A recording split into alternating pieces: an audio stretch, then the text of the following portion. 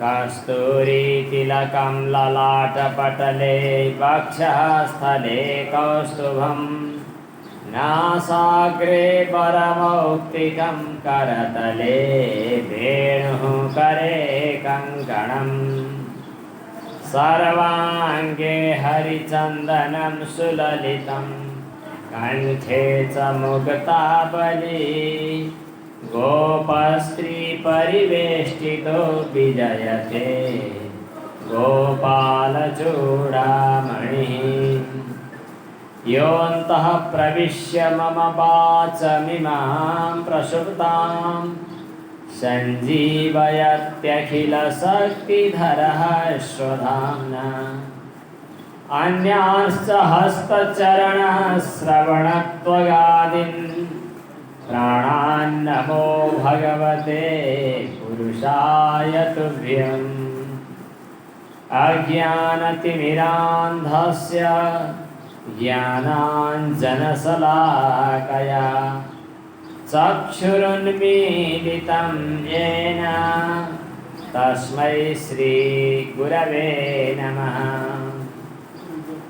नारायणं नमस्कृत्य नरं चैव नरोत्तमं देवीं सरस्वतीं व्यासं ततो जयमुदीरये। आनंदकंद श्री कृष्णचंद्र भगवान को, श्रीमद्भागवत भगवान को, सद्गुरुदेव भगवान को, सत्य सनातन धर्म को।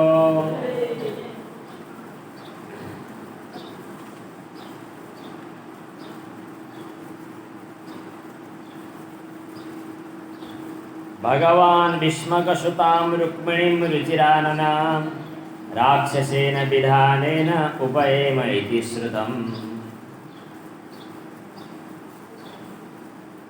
गंगाको किनारमा राजा परीक्षित भागवत कथा सुन्न बस्नु भएको छ।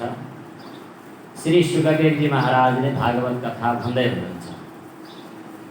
अर्कोतिर नैमिषारण्य क्षेत्रमा 88,000 ऋषिहरू बसिरहेका छन्। सुतजीले श्रीमद् भागवतको प्रसंग बताइरहनु भएको छ। त यहाँ भगवान श्री कृष्णका बाल लीलाहरू विगतका प्रसंगमा वर्णन गरियो। भगवान कृष्णका लीला विचित्रका छन्, अनुकरण गर्न नमिल्ने किसिमका छन्, अलौकिक छन्। भगवान श्रीरामका चाहिँ हामी मनुष्यहरूमा आइपर्ने किसिमका मर्यादाको परिपालन गर्न, मर्यादाको शिक्षा दिनका लागि गरिएका लीलाहरू छन्। त्यसैले रामावतारलाई लीलावतार भनिन्छ, मर्यादावतार भनिन्छ, मर्यादा पुरुषोत्तम भनिन्छ। कृष्णावतारलाई चाहिँ लीला पुरुषोत्तम भनिन्छ।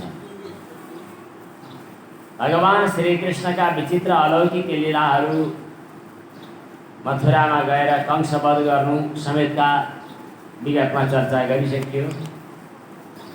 अनि कंसका दुईटी दुलै थिए भन्ने छ। यहाँ कंस शब्दको अर्थ चाहिँ, कंस शब्दको तात्पर्य अर्थ भनौँ। तात्पर्य अर्थ के हो भने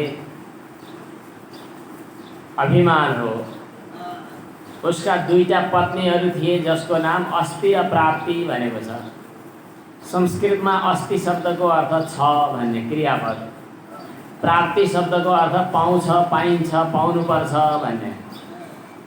यी अस्ति र प्राप्ति दुईटा चाहिँ हाम्रा आसुरी सम्पत्तिका अभिन्न अङ्गहरू हुन्। भगवत गीतामा भगवान श्रीकृष्णले आसुरी सम्पत्तिको वर्णन गर्दै अर्जुनलाई भन्नुभएको छ, इदम अस्ति इदमपि मे भविष्यति पुनर्धनम् असौ मया हतः शत्रुर् हनिष्ये चापरान् अपि ईश्वरोऽहमहं भोगी सिद्धोऽहं बलवान् सुखी इत्यादि।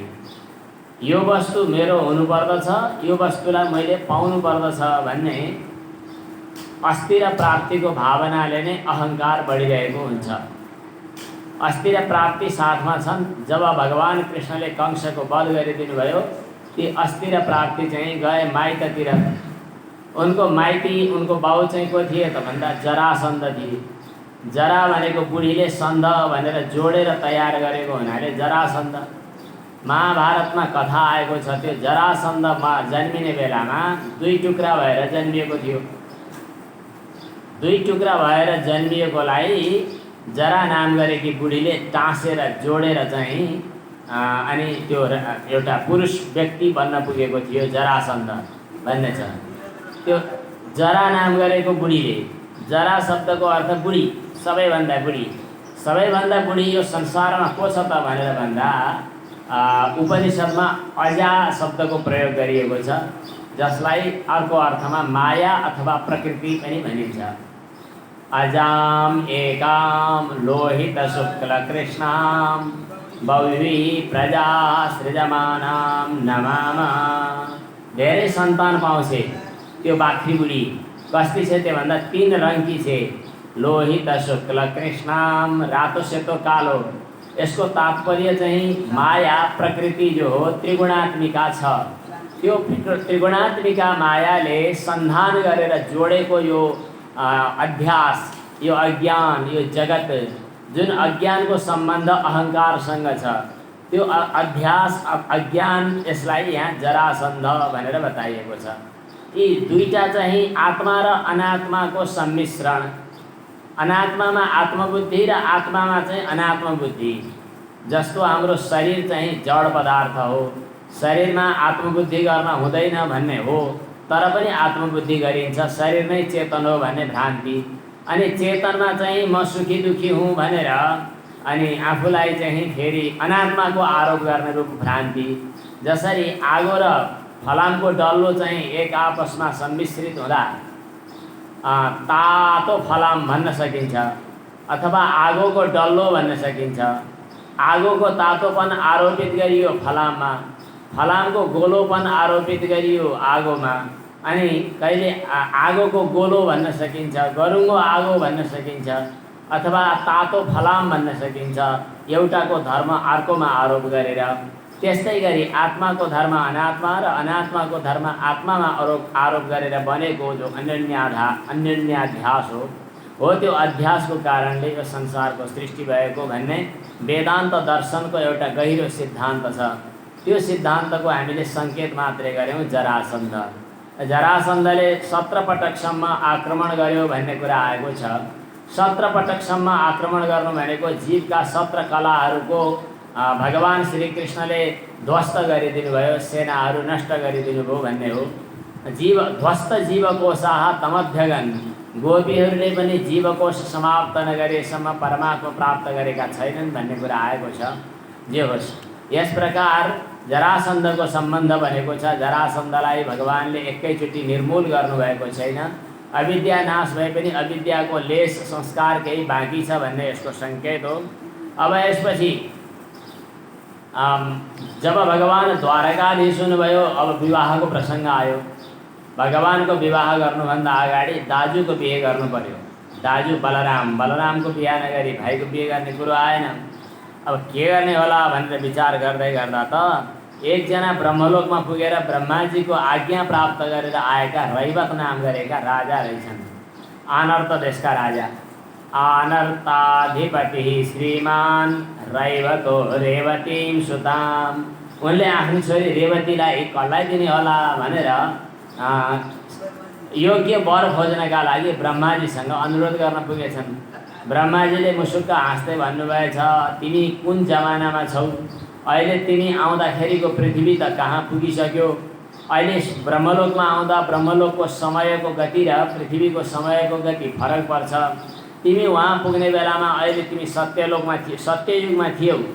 अब तिमी वहाँ पुग्ने बेलामा सत्ययुग त सकिसक्छ, त्रेतायुग पनि सकिन्छ, द्वापर युगमा पनि लगभग अन्तिम चरणमा पुगिन्छ। त्यस्तो अवस्थामा तिमी वहाँ पुग्दा वसुदेवका घरमा वसुदेवको पुत्रको रूपमा चाहिँ बलरामजी रहनेछन्, उनलाई दिन सक्छौ भनेर ब्रह्माजीले भन्नुभएको थियो। अनि ती ब्रह्माजीले भनेअनुसार रेवती छोरीलाई लिएर आइपुगे। मलाई त कुरो ट्याकटुक मिलाइदिएको ब्रह्माजीले हो, हजुरले बिहे गर्नुपर्छ भनेर भने। बलराम खुसी हुनुभयो। तर यसो छोरी मान्छे हेरेको त सत्ययुगकी छोरी 16 हातकी हुन्छन् अरे भन्ने सुनेको। अनि कलियुगमा 4 हातको धेरै फरक पर्यो। यहाँ लेखेको त छैन त्यस्तो। बलरामजीले केही छैन, ब्रह्माजीले टाकटुक मिलाइदिनु भएको हो भने म ठिक पारिहाल्छु नि भनेर हलोले खिचखाच पारेर ठिक्क आफ्नो साइड मेघ्दो बनाउनु भयो। भक्तवत्सल भगवानको यस्तो यस्तो प्रसङ्ग पनि जोडजाड गर्ने चलन छ, यहाँ चाहिँ उल्लेख छैन। अब भगवानको विवाह पनि भीष्मकी छोरी वैदर्भीसँग भयो भन्ने सुनिन्छ। कसरी भयो होला? राजाले सोध्नुभयो। अरू कथा छिटो छिटो कुदाए पनि यो कथा चाहिँ अलि सुन्न चाहन्छु भन्नुहुन्छ। भगवान् श्रोतुमिच्छामि कृष्णस्यामित तेजसः यथा मागधशाल्वादिं जित्वा कन्याम् उपाहरत। यस्ता कथा सुन्दा मैले आनन्दै आउँछ र यसले मनभित्रका कल्मषहरू निवृत्त गर्दछ भनेपछि सुखदेवजी महाराजले भन्नुहुन्छ एक पटकको कुरा हो। विदर्भ देशका अधिपति राजा भीष्मक थिए। उनका 5वटा छोरा थिए र एउटी छोरी थिइन्। ती 5वटा छोराहरूको नाम रुक्मी, रुक्मरथ, रुक्मबाहु, रुक्मकेश, रुक्ममाली थियो। यी सबैकी बहिनी चाहिँ रुक्मिणी थिइन्। रुक्मिणी चाहिँ सानै अवस्थादेखि भगवानको रूप लीला माधुर्य सुनेर प्रभावित भएकी थिइन्, यस्तो कुरा बताइएको छ। यहाँ खास गरी रुक्मिणी भनेको साक्षात् लक्ष्मीजी हुनुहुन्छ। भगवान नारायण नै कृष्ण भएर जन्मिसकेपछि लक्ष्मीजी पनि भगवान नारायणको अवतारसँग विवाह गर्न तयार भएर आउनु पर्यो। अब लक्ष्मीजी त पहिले आफूले कसलाई पिता बनाउने होला भनेर विचार गर्दा अरू कोही पिता बनाउने लायक कोही नभएर सबै उत्ताउला मातिएका बिनामेसाका गम्भीर धीर र समृद्ध सम्पन्नलाई पिता बनाउनु पर्छ। अरू कोही पनि छैनन्। बाबु नबजाऊ। अरू कोही पनि छैनन्। साक्षात् भगवान नबजाऊ। साक्षात् भगवान को ससुरा भन्न लायक त समुद्र मात्रै छन् भनेर समुद्रलाई पिता बनाउनु भएको पहिले। अब समुद्रकै जस्तो स्वभाव गम्भीर धीर सबै लक्षणले युक्त भएको पिता हुन लायक अरू कोही छैन, मात्र भीष्मक राजा हुनुहुन्छ भनेर भीष्मकको छोरी भनेर रुक्मिणी जन्मिनु भएको छ। समुद्रबाट पनि लक्ष्मी प्रकट हुनुभन्दा अगाडि विष प्रकट भएको थियो, कालकूट विष। त्यस्तै यहाँ लक्ष्मीजीको अर्को अवतार रुक्मिणी प्रकट हुनुभन्दा अगाडि चाहिँ यी रुक्मी, रुक्मरथ, रुक्मबाहु जस्ता यी अलिकति त्यस्तै उग्र स्वभावका छन् यिनीहरू। उहाँ लक्ष्मीजीलाई धन सम्पत्तिको मालिक भनिन्छ। रुक्म, यहाँ रुक्मिणी शब्दमा रुक्म आएको छ। रुक्म भनेको चाहिँ धन सम्पत्तिकै नाम हो। त्यसकारणले रुक्मिणीजी साक्षात् लक्ष्मीको अवतार हुनुहुन्छ। हुन त भगवान श्रीकृष्णको नामसँग राधाजीको नाम पनि जोडिएको छ, तर राधा रानी भगवान श्रीकृष्णको पत्नीको रूपमा भनेर कहीँ बताइएको छैन। राधा भगवान कृष्णको पत्नी हुनै सक्नुहुन्न, किनभने राधा भन्नु र कृष्ण भन्नु एउटै तत्त्व हो। एउटैले त विवाह नै कसरी हुन्छ र? एउटामा दुईटामा पनि विवाह हुन्छ, एउटैमा त विवाह पनि हुँदैन।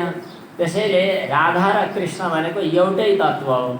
जो कृष्ण त्यही राधा, जो राधा त्यही कृष्ण। अनि राधा र कृष्ण भन्नु चन्द्र र चन्द्रिका जस्तै, अग्नि र तातोपन जस्तै अभिन्न तत्त्व हो भनेर बताइएको छ। त्यसैले राधा र कृष्णको लौकिक व्यवहारमा जसरी विवाह वा पति पत्नीको रूपमा मान्ने सुन्ने चलन छ, त्यो चाहिँ नजानेर भनिएको हो। मात्र फरक के छ भने भगवान श्रीकृष्णको विशेष आह्लादिनी शक्ति, आनन्द रूप एउटा अभिव्यक्ति चाहिँ राधाको रूपमा अभिव्यक्ति हो भनेर शास्त्रकारहरूले बताउनु भएको छ। अब यहाँ रुक्मिणीजीले भगवान श्रीकृष्णको रूप लीला सौन्दर्य, रूप सौन्दर्य, लीला सौन्दर्य, नाम सौन्दर्य, सुन्दरता सुनेर ज्यादै खुसी भएर आफ्नो मन भगवान कृष्णमा अर्पण गरिसक्नु भएको छ। तर चाहिँ त्यो रुक्मीले चाहिँ आफ्नै बहिनी चाहिँ शिशुपाललाई दिने हो भनेर ठिक्क पारिसकेको छ। यस्तो अवस्था उहाँलाई मन परेको छैन, तर मन नपरेको कुरा प्याट भन्न त चलन थिएन। त्यसकारणले उहाँले चाहिँ मनमा नै भगवानलाई कसरी प्राप्त गर्ने होला भनेर सङ्कल्प लिइसक्नु भएको थियो, सोच बनाउनु भएको थियो। एकजना ब्राह्मणदेव त्यही बाटो हिँडेको देख्नुभयो, द्वारका जान लागेको। ब्राह्मणदेवलाई बोलाएर भन्नुभयो कि मैले भगवान श्रीकृष्णलाई एउटा सन्देश पठाउनु छ, यो सन्देश लगेर दिइदिनु पर्यो। अनि एउटा चिठी लेखेर पठाउनु भयो रुक्मिणीले भगवान श्रीकृष्णलाई। ब्राह्मणदेवले भगवान कृष्ण भएको ठाउँमा गएर रुक्मिणीको विदर्भ देशका राजाकी छोरीको यो चिठी भनेर दिनुभयो। भगवान कृष्णले चाहिँ जब त्यो चिठी हेर्नुभयो त्यो आँखाबाट बर्र आँसु निकाल्नुभयो, त्यो चिठी छातीमा लगाउनु भयो। अनि त्यसपछि चाहिँ भन्नुभयो मैले पनि रुक्मिणीको याद गरिरहेको थिएँ, आज रुक्मिणीले मलाई याद गरिन्, म धन्य भएँ भन्नुभयो भगवानले। त्यसपछि चाहिँ चिठी खोलेर वाचन गर्न थाल्नुहुन्छ। के लेखिएको रहेछ त भगवान श्रीकृष्णलाई रुक्मिणीले पठाएको अचलको भाषामा प्रेम पत्र। रुक्मिण्युवाच श्रुत्वा गुणान् भुवन सुन्दर शृण्वतां ते निर्विश्य कर्ण विवरैर् हरतोङ्गतापम्। भगवानलाई सम्बोधन गर्दा के भनेर सम्बोधन गर्ने? उत्ताउलो भाषा प्रयोग गर्नु पनि भएन, आफ्नो भाव त्यहाँ घुसेको हुनु पनि पर्यो। रुक्मिणीले सम्बोधन गर्दा भन्नुभयो कि भुवन सुन्दर, तिनै लोकमा हजुर जस्तो सुन्दर अरू कोही पनि छैन। भीष्म पितामहले भगवानको स्तुति गर्दाखेरि त्रिभुवन कमनम तमालवर्णम भन्नुभएको छ। तिनै लोकमा सबैभन्दा सुन्दर भगवानको दिव्य विग्रह। रूप सौन्दर्य हेर्नु पर्यो भने अर्थात् सुन्दर रूप चाहियो भने भगवान श्रीकृष्णको त्यो सुन्दर रूपको याद गर्नु। वंशी विभूषित करान् नवनीरदाभात् पीताम्बरादरुण बिम्ब फलाधरोष्ठा पूर्णेन्दु सुन्दर मुखात् अरविन्द नेत्रात् कृष्णात् परम किमपि तत्त्वमहं न जाने। भगवानको त्यो रूप सौन्दर्य, भगवानको नाममा भगवानको लीलामा रहेको सौन्दर्य क्या मिठो छ। मृत्विका रसिता सीता समसिता, धेरै पटक स्वर्ग गइयो होला, अमृत खाइयो होला, पृथ्वी तलमा पनि मिठा मिठा स्वादिला स्वादिला रसहरू पिइयो होला, स्वर्गमा गएर अप्सराहरूसँग खेल खेलियो होला। तर धेरै पटक यो जन्म मृत्युको चक्रमा भौतारिँदै गर्दा, धेरै स्वाद लिँदै गर्दा हे मन याद गर भगवान कृष्णको नाम लिँदा हुने आनन्द, त्यो बराबर आनन्द के तैँले अन्यत्र पाउन सकिस्। कृष्णेत्यक्षरयोरियं मधुरिबोध गारः क्वचिल्लक्षितः। भगवान श्रीकृष्णमा एकपटक मन प्राप्त भइसकेपछि त कृष्णले यति साह्रै अपहरण गर्नुहुन्छ कि फेरि त्यहाँबाट मन फिर्ता लैजानै गाह्रो पर्दछ। त्यसकारणले एकजना भक्तले त आफ्नो मनलाई नै सावधान गराएका छन्। वृन्दावन जाँदैछस् रे, त्यहाँ ख्याल गर्नु, एउटा कालो कालो तत्त्व छ त्यहाँ, त्यतातिर मन गयो भने फेरि त बर्बाद होलास्। रे चेतः कथयामि ते हितमिदं, धेरै जसो गुरुहरूलाई आज अर्थ। रे चेतः कथयामि ते हितमिदं वृन्दावने चारयन् दृष्टः कोऽपि गवां नवाम्बुदनिभः बन्धुर्न कार्य त्वया। त्यहाँ एउटा कालो कालो वर्णको बादल जस्तै यही तत्त्व छ, त्योसँग साथी नबनाउनु। त्योसँग यदि भेटघाट भयो भने त तेरो वासना संस्कार जन्म जन्म लिने एउटा तयारी सब ध्वस्त बनाइदिनेछ। हे सत्वां तव वल्लभांश्च विषयान् आशु क्षयं नेष्यति।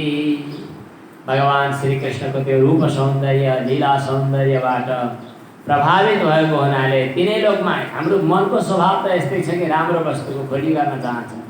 हजुरभन्दा राम्रो कुनै चिज छँदै छैन, हजुरभन्दा स्वादिलो चिजहरू कुनै छँदै छैन। त्यसो भएपछि लाजै नमानिकन मेरो चित्त हजुरमा प्रवेश गरेको छ। त यच्युता विशति चित्तमपत्रपं मे। त्यसपछि रुक्मिणीजी भन्नुहुन्छ श्रुत्वा, श्रवण गरेर। यहाँ 9 किसिमका भक्तिहरू प्रह्लादले पनि चर्चा गर्नुभएको थियो। श्रवणम कीर्तनम विष्णोः स्मरणम पादसेवनम। भक्तिका 9 श्रेणीहरू मध्ये पहिलो श्रेणीको नाम हो श्रवण। यता ज्ञान मार्गमा अद्वैत वेदान्त सिद्धान्त अनुसार सद्गुरु समीपमा गएर विरक्त भएको शिष्यले जब शरणागति हुन्छ त्यसपछि गुरुले महावाक्य श्रवण गराउनुहुन्छ। आत्माबारे द्रष्टव्यः श्रोतव्यः मंतव्यो निधिध्यासितव्यः। शब्दक्रमात् अर्थक्रमो बलीयान् पूर्वं द्रष्टव्य इति न वक्तव्यं, श्रोतव्यः मंतव्यः निधिध्यासितव्यः अनन्तरं द्रष्टव्यः। त त्यहाँ पनि पहिला त महावाक्य श्रवण नै आवश्यक पर्दछ। यो भक्तिको पहिलो सिडी र ज्ञानको मार्गमा पनि पहिलो सोपानको रूपमा श्रवण हुने भएको हुनाले रुक्मिणीले पनि त्यही संकेत गर्नुभयो। श्रुत्वा गुणान् भुवन सुन्दर। सर्वप्रथम त भगवानको जब गुण श्रवण हुन्छ त्यसपछि गुणानुराग बढ्दै जान्छ। नारद भक्ति सूत्रमा भक्तिका 10 सोपानहरूको क्रम वर्णन गर्ने क्रममा पनि पहिलामा प्रथमं महतां सेवा तद्दया पात्रता तथा श्रद्धा तेषां धर्मेषु ततो हरिगुण श्रुति। यहाँ पनि सन्त महात्माहरूको परिचर्याबाट भगवत कथा श्रवण हुने र श्रवण हुँदै गएपछि बिस्तारै बिस्तारै चित्तमा हरिगुण प्रादुर्भाव हुने, हरिगुण श्रुति हुने यो प्रसङ्ग आएको छ। श्रुत्वा गुणान् भुवन सुन्दर शृण्वतां ते निर्विश्य कर्ण विवरैर् हरतोङ्गतापम्। भगवान अपरिगणित गुणगणालङ्कृत हुनुहुन्छ, अर्थात् भगवानमा यस्ता गुणहरू कति छन् भनेर भन्नै सकिँदैन। अनन्त गुण सम्पन्न हुनुहुन्छ। भगवानमा सौशील्य, दाक्षिण्य अनि भक्तवात्सल्य आदि अनन्त गुणहरू छन्। ती गुणहरू जब मैले सुन्छु, सुन्दा कानबाट हजुरका गुणगण समन्वित हजुरभित्र प्रवेश गर्नुहुन्छ, त्यसो गर्दा हृदयभित्र सन्ताप छटपटी भइरहेको परिस्थितिमा त्यो छटपटी चाहिँ शीतलतामा परिणत हुन्छ, शान्ति प्राप्त हुन्छ। भगवानका गुणहरूको श्रवण गरेर हृदयभित्रका अङ्गहरूको तापहरू नष्ट हुँदै गर्दछन्। निर्विश्य कर्ण विवरैर् हरतोङ्गतापम् रूपं दृशां दृशिमताम्। भगवानको रूप यस्तो छ कि एकपटक देखिसकेपछि आँखा हुनुको सफलता प्राप्त हुन्छ। दृश्यमान हुनुको सफलता चाहिँ भगवान श्री कृष्णको रूप सौन्दर्य देख्नु हो। त्यसैले हजुरको त्यो सौन्दर्य यति छ भन्ने सुनेको कारणले गर्दा मेरो चित्तले लाजै नमानी हजुरको चरणमा शरणागत भएको छ, प्रवेश गरेको छ। कात्वा मुकुन्द महती कुलशील रूप विद्या वयो द्रविण धाम भिरात्मतुल्यं। वीरापतिं कुलवती नवृणीत कन्या कालेन्द्र सिंह नरलोक मनोभिरामाम्। हजुरलाई जुन दृष्टिले हेर्दा पनि कुलशील, रूप, स्वभाव, सौन्दर्य, विद्या, अवस्था, धन अरू पनि गुणहरू जुनसुकै दृष्टिले हेर्दा पनि हजुर अपूर्व अद्वितीय हुनुहुन्छ। यस्तो हजुरलाई आखिरमा जसले पनि त सबैभन्दा राम्रोलाई वर्णन गर्न चाहन्छ। सबैभन्दा राम्रो हजुर बाहेक अरू कोही छैन त हजुरलाई वर्णन नगरेर अन्यत्र कोही जान। त्यसैले मैले हृदयदेखि नै हजुरकी बन्ने चाहना गरिसकेकी छु, सङ्कल्प गरिसकेकी छु। त्यसैले म हजुरकी हुँ। यो वीर भागलाई, यो सिंहको भागलाई स्यालले नलैजाओस्, त्यो चैत्यले आएर यहाँ स्पर्श नगरोस्। आजसम्म मैले जन्म जन्मान्तरमा कुनै पुण्य कर्म गरेको भए, कहिले गण्डकी नुहाएको भए, कहिले भगवानको नाम लिएको भए, कहिले पूजाआजा गरेको भए, त्यसको पुण्य त केही न केही बाँकी होला नि। जे होला हो त्यो पुण्यको फल अब बाँकी चाहिएन, यतिखेरै आओस् र यही पुण्यको प्रतापले मलाई हजुरले आएर ग्रहण गरिदिनुहोस्। पूर्वेष्ट दत्त नियम व्रतदेव विप्र गुरुवर्चनादिभिरलं भगवान् परेश। आराधितो यदि गदाग्रज इत्यपाणिं गृह्णातु मे न दमघोष सुतादयोन्ये। भोलि विवाहको तयारी छ भन्छन्, अरू आउँछन् अरे, मलाई मन पर्दैन। हजुरले आएर मलाई राक्षस विधि विवाहका 8वटा तरिका हुँदो रहेछन्, त्यसमध्ये क्षत्रियहरूलाई राक्षस विधि पनि विहित छ। मलाई राक्षस विधि अर्थात् अपहरण गरेर लैजाने तरिकाबाट लैजानुहोस्। म नववधूले विवाहको पूर्व सन्ध्यामा देवीको पूजा गर्न बाहिर निस्किनुपर्ने हुन्छ। अरू बेला त बाहिर जान पाइँदैन, हामी त राजकुमारीहरू हौँ। तर देवीको कुलदेवीको पूजाका लागि बाहिर जाँदाखेरि हजुरले त्यतिखेर मलाई चाहिँ अपहरण गर्नुपर्दछ भन्दै अन्तिममा भन्नुहुन्छ कि जुन भगवानका चरण कमलको धुलीको स्पर्श गर्न सन्त महात्माहरूले रहर गर्दछन्, अरू त अरू साक्षात् भगवान शिवजीले पनि जसको चरण कमलको प्रक्षालन गरेको जललाई शिरमा धारण गर्न रहर गर्नुहुन्छ, त्यस्तो हजुरलाई प्राप्त गर्न यो सुअवसर यदि चुक्यो भने मैले प्राण बाँकी राख्ने छैन। यति मात्रै होइन, यो जन्ममा नभएर अर्को जन्ममा पाइएला, अर्को जन्ममा नभए अर्को जन्ममा पाइएला हजुरको प्रतीक्षामा मैले 100औं जन्म बिताउने छु व्रतबाटै दुब्लाएर, तर मैले अरू कसैलाई पनि स्वीकार गर्ने छैन भनेर रुक्मिणीले यहाँ भक्तिको पनि र ज्ञानको पनि समन्वय सहितको एउटा भावात्मक पत्र लेख्नु भएको छ। भगवान श्रीकृष्णले हो त मलाई पनि यस्तै लागिरहेको थियो, रुक्मिणीले द्वेष गरेर मेरो विवाह रोकेको हो, ठिकै छ, उनको चाहना छ भने म पनि जान्छु भन्नुभयो। घोडा तयार गरेर दाजुलाई पनि नभनिकन रथमा चढेर भगवान श्रीकृष्ण कुद्नुभयो। त्यहाँ ठिक्कै देवी भगवतीको पूजाका लागि रुक्मिणी बाहिर जान तयार गर्नुभयो, देवीको पूजा गर्नुभयो। फर्केर आउने बेला खोइ त भगवान कृष्ण त आउनु भएन भनेर चिन्ता मान्दै हुनुहुन्थ्यो। ब्राह्मणदेवले सङ्केत गर्नुभयो आउँदै हुनुहुन्छ भनेर। भगवान श्रीकृष्ण आइहाल्नुभयो, रथ रोकेर। त्यहाँ आउँदा भगवानलाई जन्ती हो कि अन्तबाट आएको हो कि थाहै पाएन मान्छेहरूले। भगवान श्रीकृष्णले चाहिँ आएर च्याप्प समातेर रथमा राखेर भगवान श्रीकृष्णले लिएर जानुभयो। यहाँनिर एउटा महत्त्वपूर्ण श्लोक अम्बिका भगवतीको स्तुति गर्दाखेरि भनिएको थियो, नमस्ये त्वाम्बिके वीक्षणं स्वसन्तानयुतां शिवां भूयात् पतिर्मे भगवान् कृष्णस्तदनुमोदताम्। यो देवी भगवतीको प्रार्थना आज सफल भएको छ। यसरी भगवान श्रीकृष्णले रुक्मिणीलाई अपहरण गरेर विवाह गर्नुभयो। बीचमा युद्ध गर्न आएको थियो रुक्मिणीलाई हराइदिनु भयो। हार्नु परेको कारणले गर्दा अनि ऊ फेरि आफ्नो विदर्भ देशमा नगएर बीचमा भोजकट नाम गरेको छुट्टै सहर बनाएर बस्यो रुक्मी, जुन रुक्मी पछि गएर मर्छ। अब यसपछि रुक्मिणीको गर्भबाट बालक प्रद्युम्नको जन्म भयो। जन्म हुँदा नहुँदै एउटा सम्बरासुर नाम गरेको दानवले अपहरण गरेर समुद्रमा फ्याँकिदियो। समुद्रमा माछाले खाएछ। माछालाई पक्रिएर भान्सामा लैजानेहरूले बच्चा नै देखे पेटभित्र, हेर्दा त मनुष्य जस्तै बच्चा छ, यो त यसलाई त पाल्नुपर्छ भनेर यही सम्बरासुरको घरमा काम गर्ने बुढी आमै रतिलाई, भान्से आमै, बुढी पनि होइन, भान्से आमै रतिलाई पाल्न दिइयो। रतिले पालन पोषण गर्नुभयो। तर लामो समय पालन पोषण गर्दै जाँदा ठुलो हुँदै हुँदै जाँदा त्यो सानो बच्चा अब ठुलो हुँदै गयो। उसले चाहिँ यसो हेर्दछ, मेरो आमा जस्तै लाग्छ, तर आमाको रूपमा नभएर पतिको रूपमा मलाई सेवा गर्नुहुन्छ, के हो यस्तो चाला भनेर ती बालकले सोधे। अनि ती रतिले भन्नुभयो कि म हजुरको आधिकारिक पत्नी हुँ, हजुर चाहिँ भगवान नारायण श्रीकृष्णको पुत्र हुनुहुन्छ, यही सम्बरासुरले अपहरण गरेको हो, म अघिल्लो जन्मको हजुरको अधिकार प्राप्त पत्नी हुँ भन्नुहुन्छ।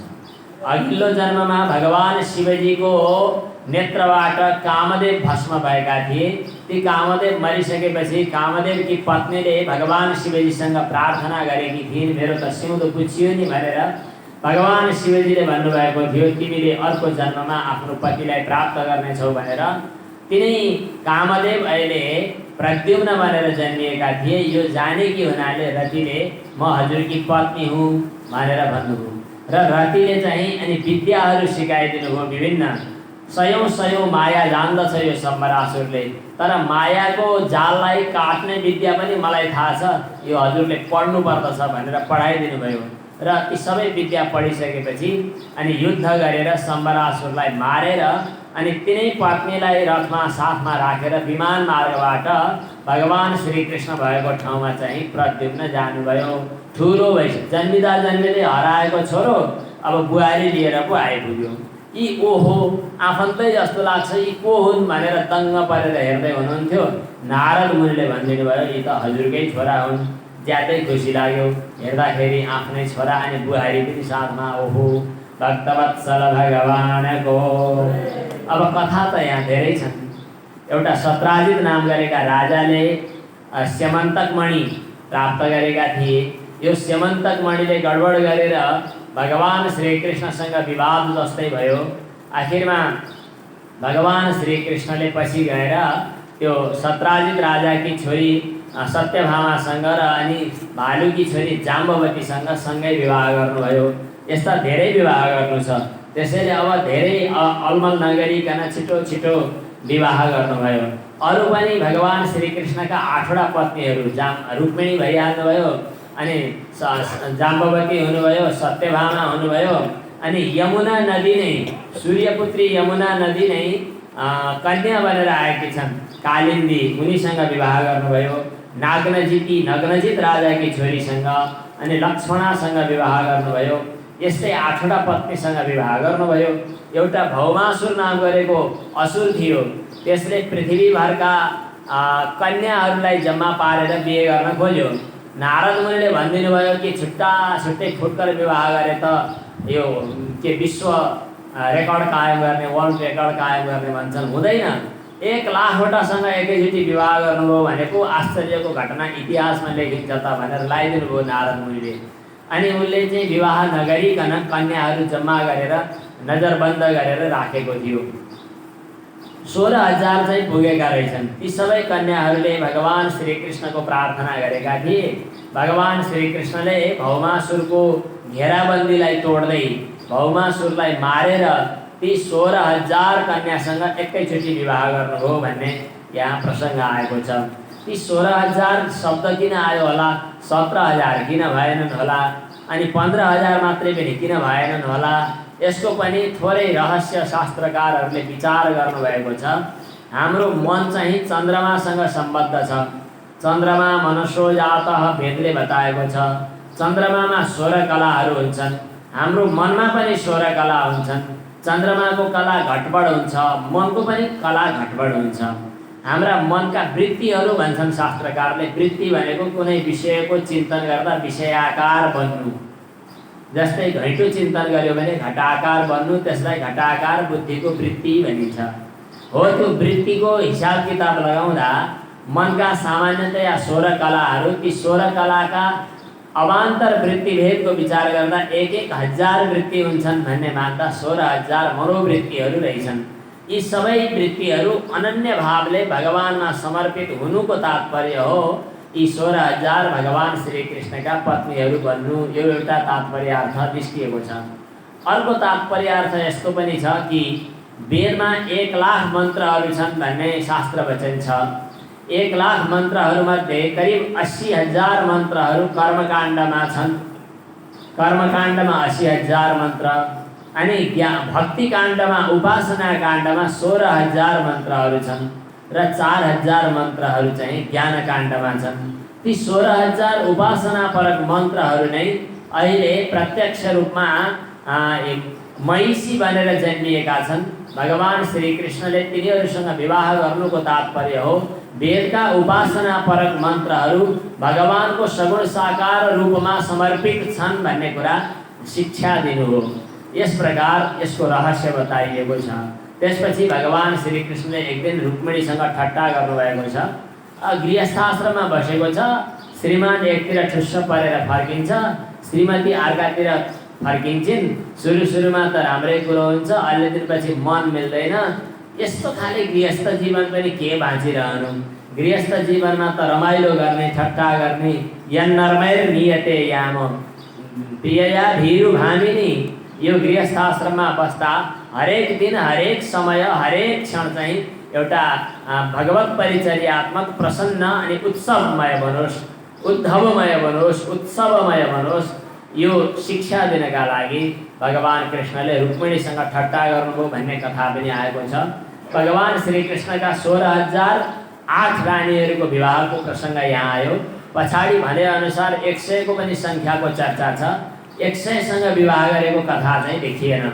भगवान श्रीकृष्णका ती 16,108 पत्नीहरूमध्ये हरेकमा 10-10वटाको दरले पुत्रहरू भए र अनि हरेक 10-10वटाका 10-10कै दरले नातिहरू भए। अनि सबैमा विस्तार हुँदै जाँदा यदुवंशीहरू यति धेरै भए भगवान श्रीकृष्णका खानदानमा त्यसको वर्णन गरेर साध्य छैन। भगवानका सन्ततिहरूको वर्णन गर्ने क्रममा अनिरुद्धको विवाहको क्रममा रुक्मीलाई मारेको कथा पनि आएको छ। अनि यस्तै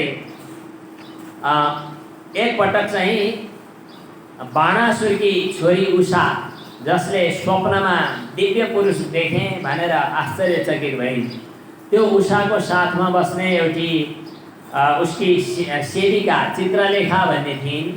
चित्रलेखाले सोधिन् आफ्नो मालिकनीलाई, तपाईँ राजकुमारी, तपाईँ चाहिँ किन अचेल मनमा अलिकति कुरा खेलाए जस्तै हुनुहुन्छ, के भयो? उनले भने स्वप्नमा एउटा विचित्रको पुरुष देखेँ, मेरो त त्यसलाई देखेपछि मन त छटपटाउन थाल्यो, को थियो होला त्यो भनेर अनुहारको सबै हुलिया सोधेर चित्रलेखाले चित्र लेखिन्। लेख्दा देश विदेशका सबै राजाहरू, युवाहरू, गतिलाहरूको चित्र लेख्दा पहिला त उनी प्रभावित भएनन्, तर पछि भगवान श्रीकृष्णका छोरा प्रद्युम्नको र प्रद्युम्नका छोरा अनिरुद्धको चित्र देखाउँदाखेरि हो यही हो जसले मेरो मन अपहरण गरेथ्यो स्वप्नमा भनेर उषाले भनिन्।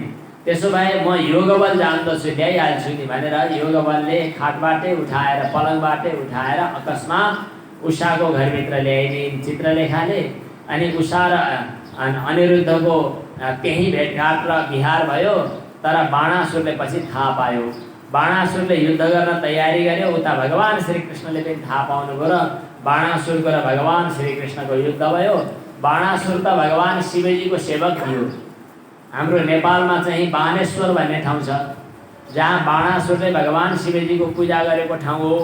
बाणासुरले स्थापना गरेको हुनाले शिवजीको नाम बाणेश्वर भएको हो भन्ने किम्वदन्ती आज पनि प्रसिद्ध छ। त्यही बाणासुर हो कि अथवा अमरसिंह बाणा हो कि एउटा अर्को बाणाको मृत्यु भएको ठाउँ पशुपतिनाथ मन्दिरको पश्चिमपट्टि, जहाँ शङ्कराचार्य मठको बिचको चोकमा रहेको शिला छ, त्यहाँ प्रत्यक्ष स्पर्श नगर्ने र बाणासुरको मृत्यु भएको ठाउँ अथवा बाणासुरलाई हनन गरेको ठाउँ इत्यादि प्रसिद्धि पनि छ। त यहाँ भगवान शिवजीले आफ्नो सेवकको पक्षधर भएर युद्ध गर्न आउनुभयो। भगवान नारायणको र शिवजीको पनि युद्ध भएको प्रसङ्ग छ। दुईटाका जराहरूको पनि लडाइँ भयो भन्ने छ। अचेल ज्वरो आउनु, बिरामी हुनुलाई कीटाणुहरूको सङ्क्रमण भन्ने चलन छ, तर पहिले नै यो विज्ञान लेखिएको रहेछ त्यतिखेर। त्यहाँ पनि ज्वरहरू विभिन्न ढङ्गले विभिन्न आकृति प्रकृतिका चाहिँ आएर एक आपसमा लडेका भन्ने, त्यो शरीरको तागत र अनि रोगको तागत यी दुईटाहरूको लडाइँ भएको जस्तो यहाँ सङ्केत देखिन्छ।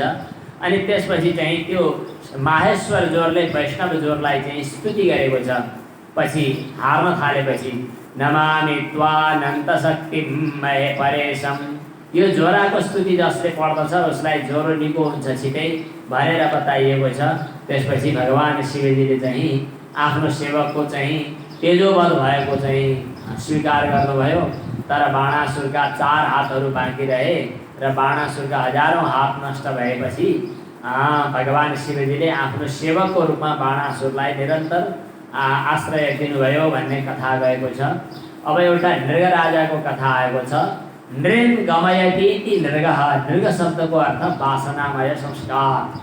अब मनुष्यहरूलाई यही संस्कारले यात्रा दिलाउँछ, जन्म जन्मान्तरमा पुर्याउँछ।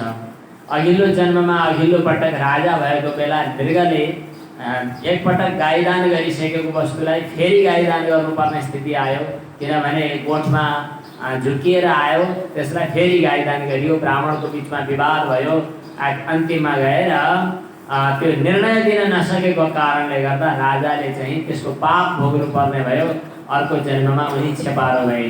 छेपारो भएर त्यही द्वारकाको कुनै ठाउँमा सुकेको तलाउको सुकेको कुवाको तल फेदमा पछारिरहेको बेलामा अरूले उठाउन खोज्दा उठेन। भगवानको हातको स्पर्श भएपछि उठ्यो र उसले भन्यो कि म अघिल्लो जन्ममा नृग राजा थिएँ, मेरो निर्णय गर्ने क्षमता नभएको कारणले गर्दा ब्राह्मणलाई एकपटक दिइसकेको गाईलाई फेरि दिनुपर्ने परिस्थिति आउँदा मैले निर्णय गर्न सकिनँ र म यो पापको फल भोग्दै थिएँ। तर आज हजुरको दर्शन प्राप्त भएपछि मेरा पापहरू समाप्त भए। अब हजुरको कृपाको म पात्र हुन पुगेँ भने उनले भगवानको प्रणाम गरे। यसरी नृगको प्रसङ्ग देखाएर भगवानले ब्रजविहार माने वृन्दावनका माने द्वारकाका जति बालकहरू थिए, जति आफ्ना पुत्र सन्ततिहरू थिए, उनीहरूलाई ब्राह्मणको सम्पत्ति ब्रह्मस्व अपहरण गर्नुहुन्न भन्ने कुराको शिक्षा दिनुभयो। र यस प्रसङ्गमा बताइएको श्लोक हाम्रो देशमा पनि पछिसम्म पढ्ने गरिन्थ्यो, लेख्ने गरिन्थ्यो।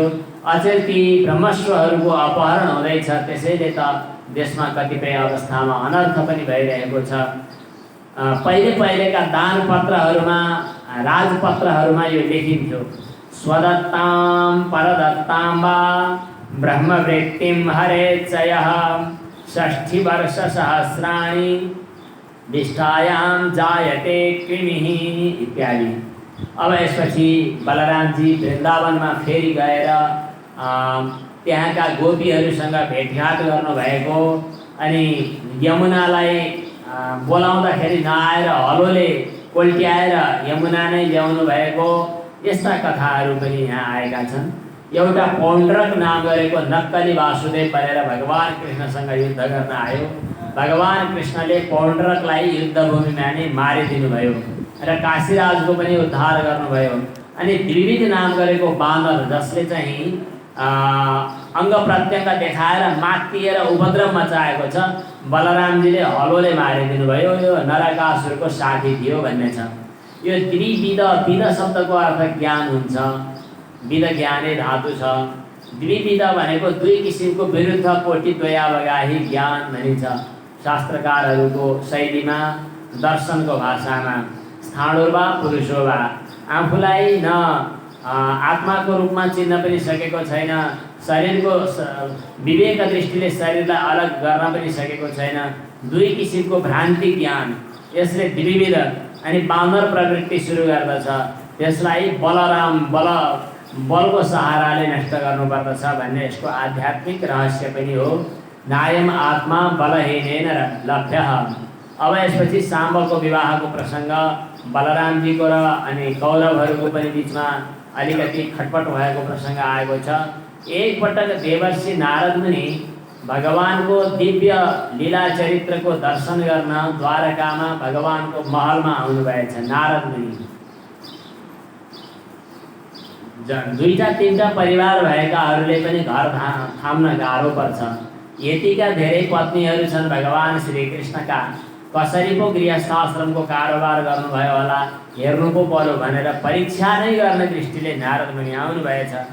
आउँदाखेरि भगवान श्रीकृष्ण हरेकको घरमा अलग अलग बनेर बसिरहनु भएको। कहीँ तर्पण गर्दै हुनुहुन्छ, कहीँ गोदान गर्दै हुनुहुन्छ, कहीँ भोजन गराउँदै हुनुहुन्छ, कहीँ सन्ध्या गर्दै हुनुहुन्छ।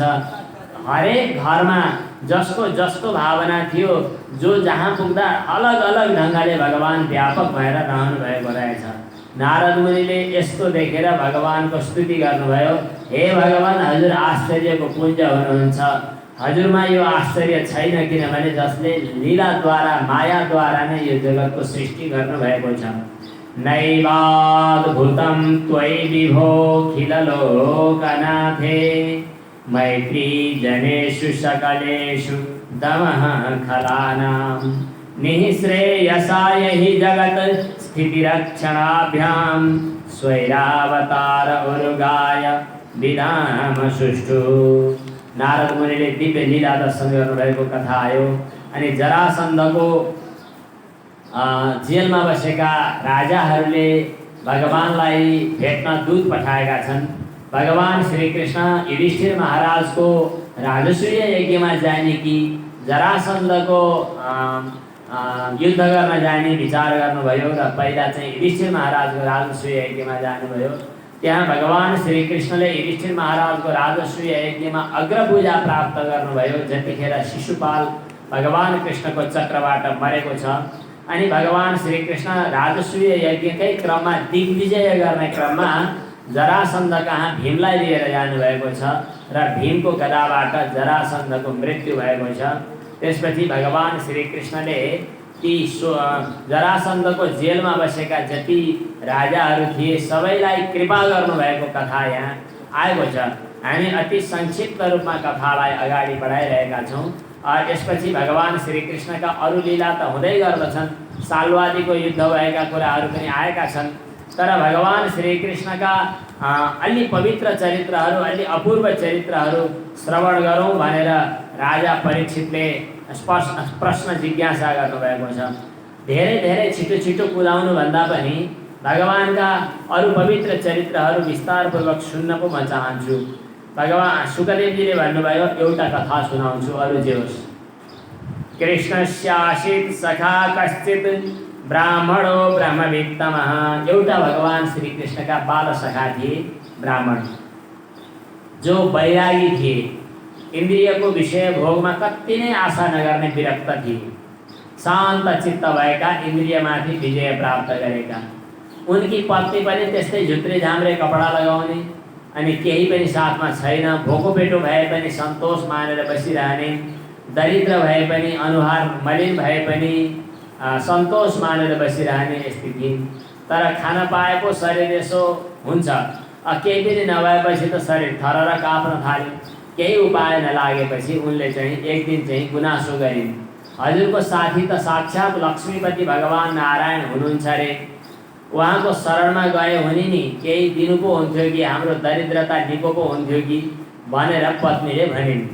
पतिले विचार गरे, होइन माग्न जानु हुँदैन, तर दर्शन गर्न जाने कुरो त ठिकै हो, जान त हुन्थ्यो, तर केही पोको लिएर जानुपर्ने, अनि उपहार लिएर के लिएर जाने। पत्नीले भनिन् म व्यवस्था गर्छु नि। अनि भिक्षा माग्न गइन् गाउँमा। मुस्किलले त्यो बियाहरू अनि ढुङ्गा ती के कङ्कडहरू मिसिएको अलिकति चाहिँ चिउराको अथवा कनिकाको पोका चाहिँ कनिकाको एक दुई तीन मुठी चाहिँ कता प्राप्त गरिन्। त्यो एउटा थोत्रो कपडाको टुक्रोमा बाँधेर यो भगवान श्रीकृष्णका लागि चाहिँ उपहार भनेर दिइन्। त्यो पनि एउटा दुर्लभ अवस्था थियो त्यहाँ। अनि त्यो काठीमा च्यापेर सुदामा भगवान श्रीकृष्णलाई भेट्न भनेर जानुभयो। जाँदाखेरि धेरै टाढा थियो, तर भगवानको कृपा, भगवानको लीला, भागवतमा त यस्तो प्रसङ्ग छैन। कहीँ एक ठाउँमा आराम गर्न बस्दा अचानक बिउजिदा त आफू द्वारकामै पुग्नु भएको रहेछ। द्वारका जाने बाटो कता पर्यो भनेर सोद्धाखेरि त सबै हाँसे। द्वारकामै आएर द्वारका जाने बाटो सोध्छ नि बुढाले भनेर। त्यसपछि चाहिँ भगवान श्रीकृष्णको हाम्रो कृष्णको चाहिँ बस्ने ठाउँ कता हो भनेर सोद्धा त कसैले पनि चिनेनन्। के को कृष्णको, कहाँ कृष्णको? ओहो, द्वारकाधीश देवादिदेव भगवान श्रीकृष्णजी महाराज भन्नुपर्ने रहेछ त्यहाँ त। अनि त्यसपछि अचम्म लाग्यो, ए हाम्रो कृष्ण त यहाँ आएर यस्तो पो भइसकेछ, अचम्म भयो। त्यसपछि चाहिँ द्वारपालमा ढोकेसँग गएर म कृष्णको साथी बाल सखा सुदामा आएको भनेर खबर भनिदिनु भनेर ढोकेलाई भने। अनि द्वारपालले भगवान श्रीकृष्णलाई खबर भनिदिने बित्तिकै भगवान श्रीकृष्ण आफ्नो निवास स्थानबाट, आफ्नो दिव्य महलबाट, आफ्नो सिंहासनबाट हतपत उठेर, ओ मेरा बाल सखा सुदामा आउनुभएछ, लो भेट्न जानुपर्छ भनेर कुद्दै कुद्दै भगवान कृष्ण आउनुभयो। भगवान कृष्ण आएर जब भेट्नुभयो, देख्नुभयो, उनी हाडको लट्ठी जस्तै छन्, खिङ्रिङ्ग परेका, दुब्लाएका, अनि एकदम मैलो धैलो अवस्थाका छन्। तर भगवान श्रीकृष्णले गएर झ्याप्पै अङ्कमाल गर्नुभयो। आँखाबाट आँसुका धाराहरू बगिरहेका छन् दुईटैका। धेरै बेरसम्म, एकछिन पछाडि, अलि बेर पछाडि चाहिँ सुदामाको मनमा सङ्कोच भयो, मेरो हाडका टुक्राहरूले, मेरो हाडका टुप्पाहरूले भगवान कृष्णलाई कोप्ने पो हो कि भनेर। अनि भगवान कृष्णलाई पनि सङ्कोच भयो, बिचरा ब्राह्मण देवलाई कतै अप्ठ्यारो पो हुने हो कि भनेर। त्यसपछि चाहिँ अङ्कमालबाट मुक्त भएर अनि लिएर सँगसँगै आसनमा लिएर जानुभयो, ए रमाइलो गर्दै गर्दै। अनि आसनमा जहाँ आजसम्म भगवान श्रीकृष्णको आसनमा लक्ष्मीजी पनि आधा छेउतिर मात्रै बस्न पाउनुहुन्थ्यो, रुक्मिणीजी पुरा बस्न त कोही पाएकै थिएनन्। त्यो आफ्नो सिंहासनमा लगेर सुदामालाई राख्नुभयो। अनि तलपट्टि आफै बसेर रुक्मिणीलाई भन्नुभयो, जल लिएर आऊ। रुक्मिणीले सुनौलो करुवामा जल लिएर आएर पाउ पखाल्न थाल्नुभयो। पाउ पखाल्दा त त्यहाँ जताततै काँडाहरू छन्, ती गेर्खाहरू छन्, अनि अप्ठ्यारो छ।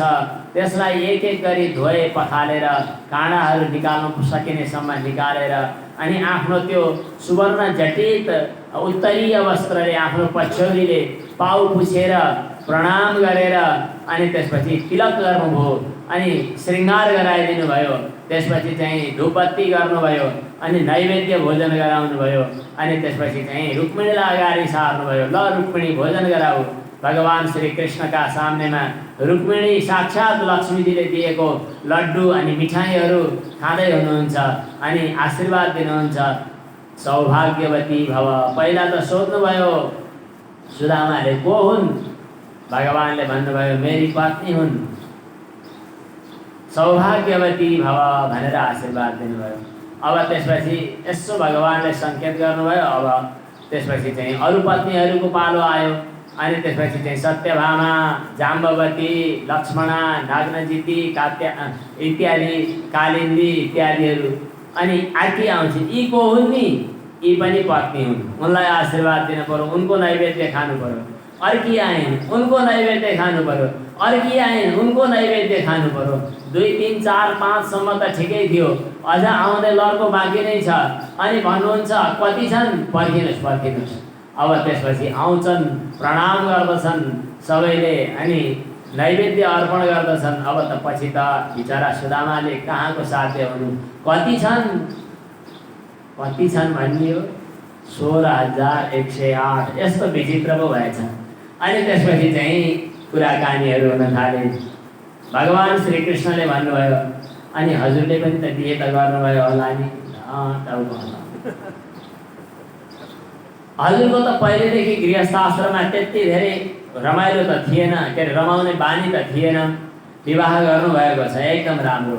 भाउजूले पक्कै पनि केही कसरी त पठाउनु भयो होला नि? पक्कै पनि मेरो भाउजूले मलाई पक्कै केही पठाउनु भएको छ, खोइ के छ भनेर भन्नुभयो। त्यो काखीभित्र च्यापेको देखाइसक्नु छैन त्यो वैभवको बिचमा। अनि यस्तो गरेर काखी अप्ठ्यारो पारेर बसिरहनुहुन्छ। हजुरको यहाँ सन्चो छैन कि के हो भनेर भगवान कृष्णले हात खोल्न थाल्नुहुन्छ।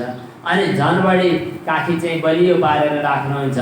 त्यसपछि चाहिँ जबरजस्ती छेउबाट एउटा कपडाको टुक्रा भेट्टाएर अनि भगवान कृष्णले तान्नुभयो। अनि त्यसलाई जबरजस्ती लिएर यसो ओ यहाँ पो रहेछ त, हजुरको पहिलेदेखिको अलिकति लुकाएर खाने लुकाएर राख्ने बानी त अझै पनि छुटेको रहेनछ भन्नुभयो। अनि त्यसपछि पोको खोल्नुभयो।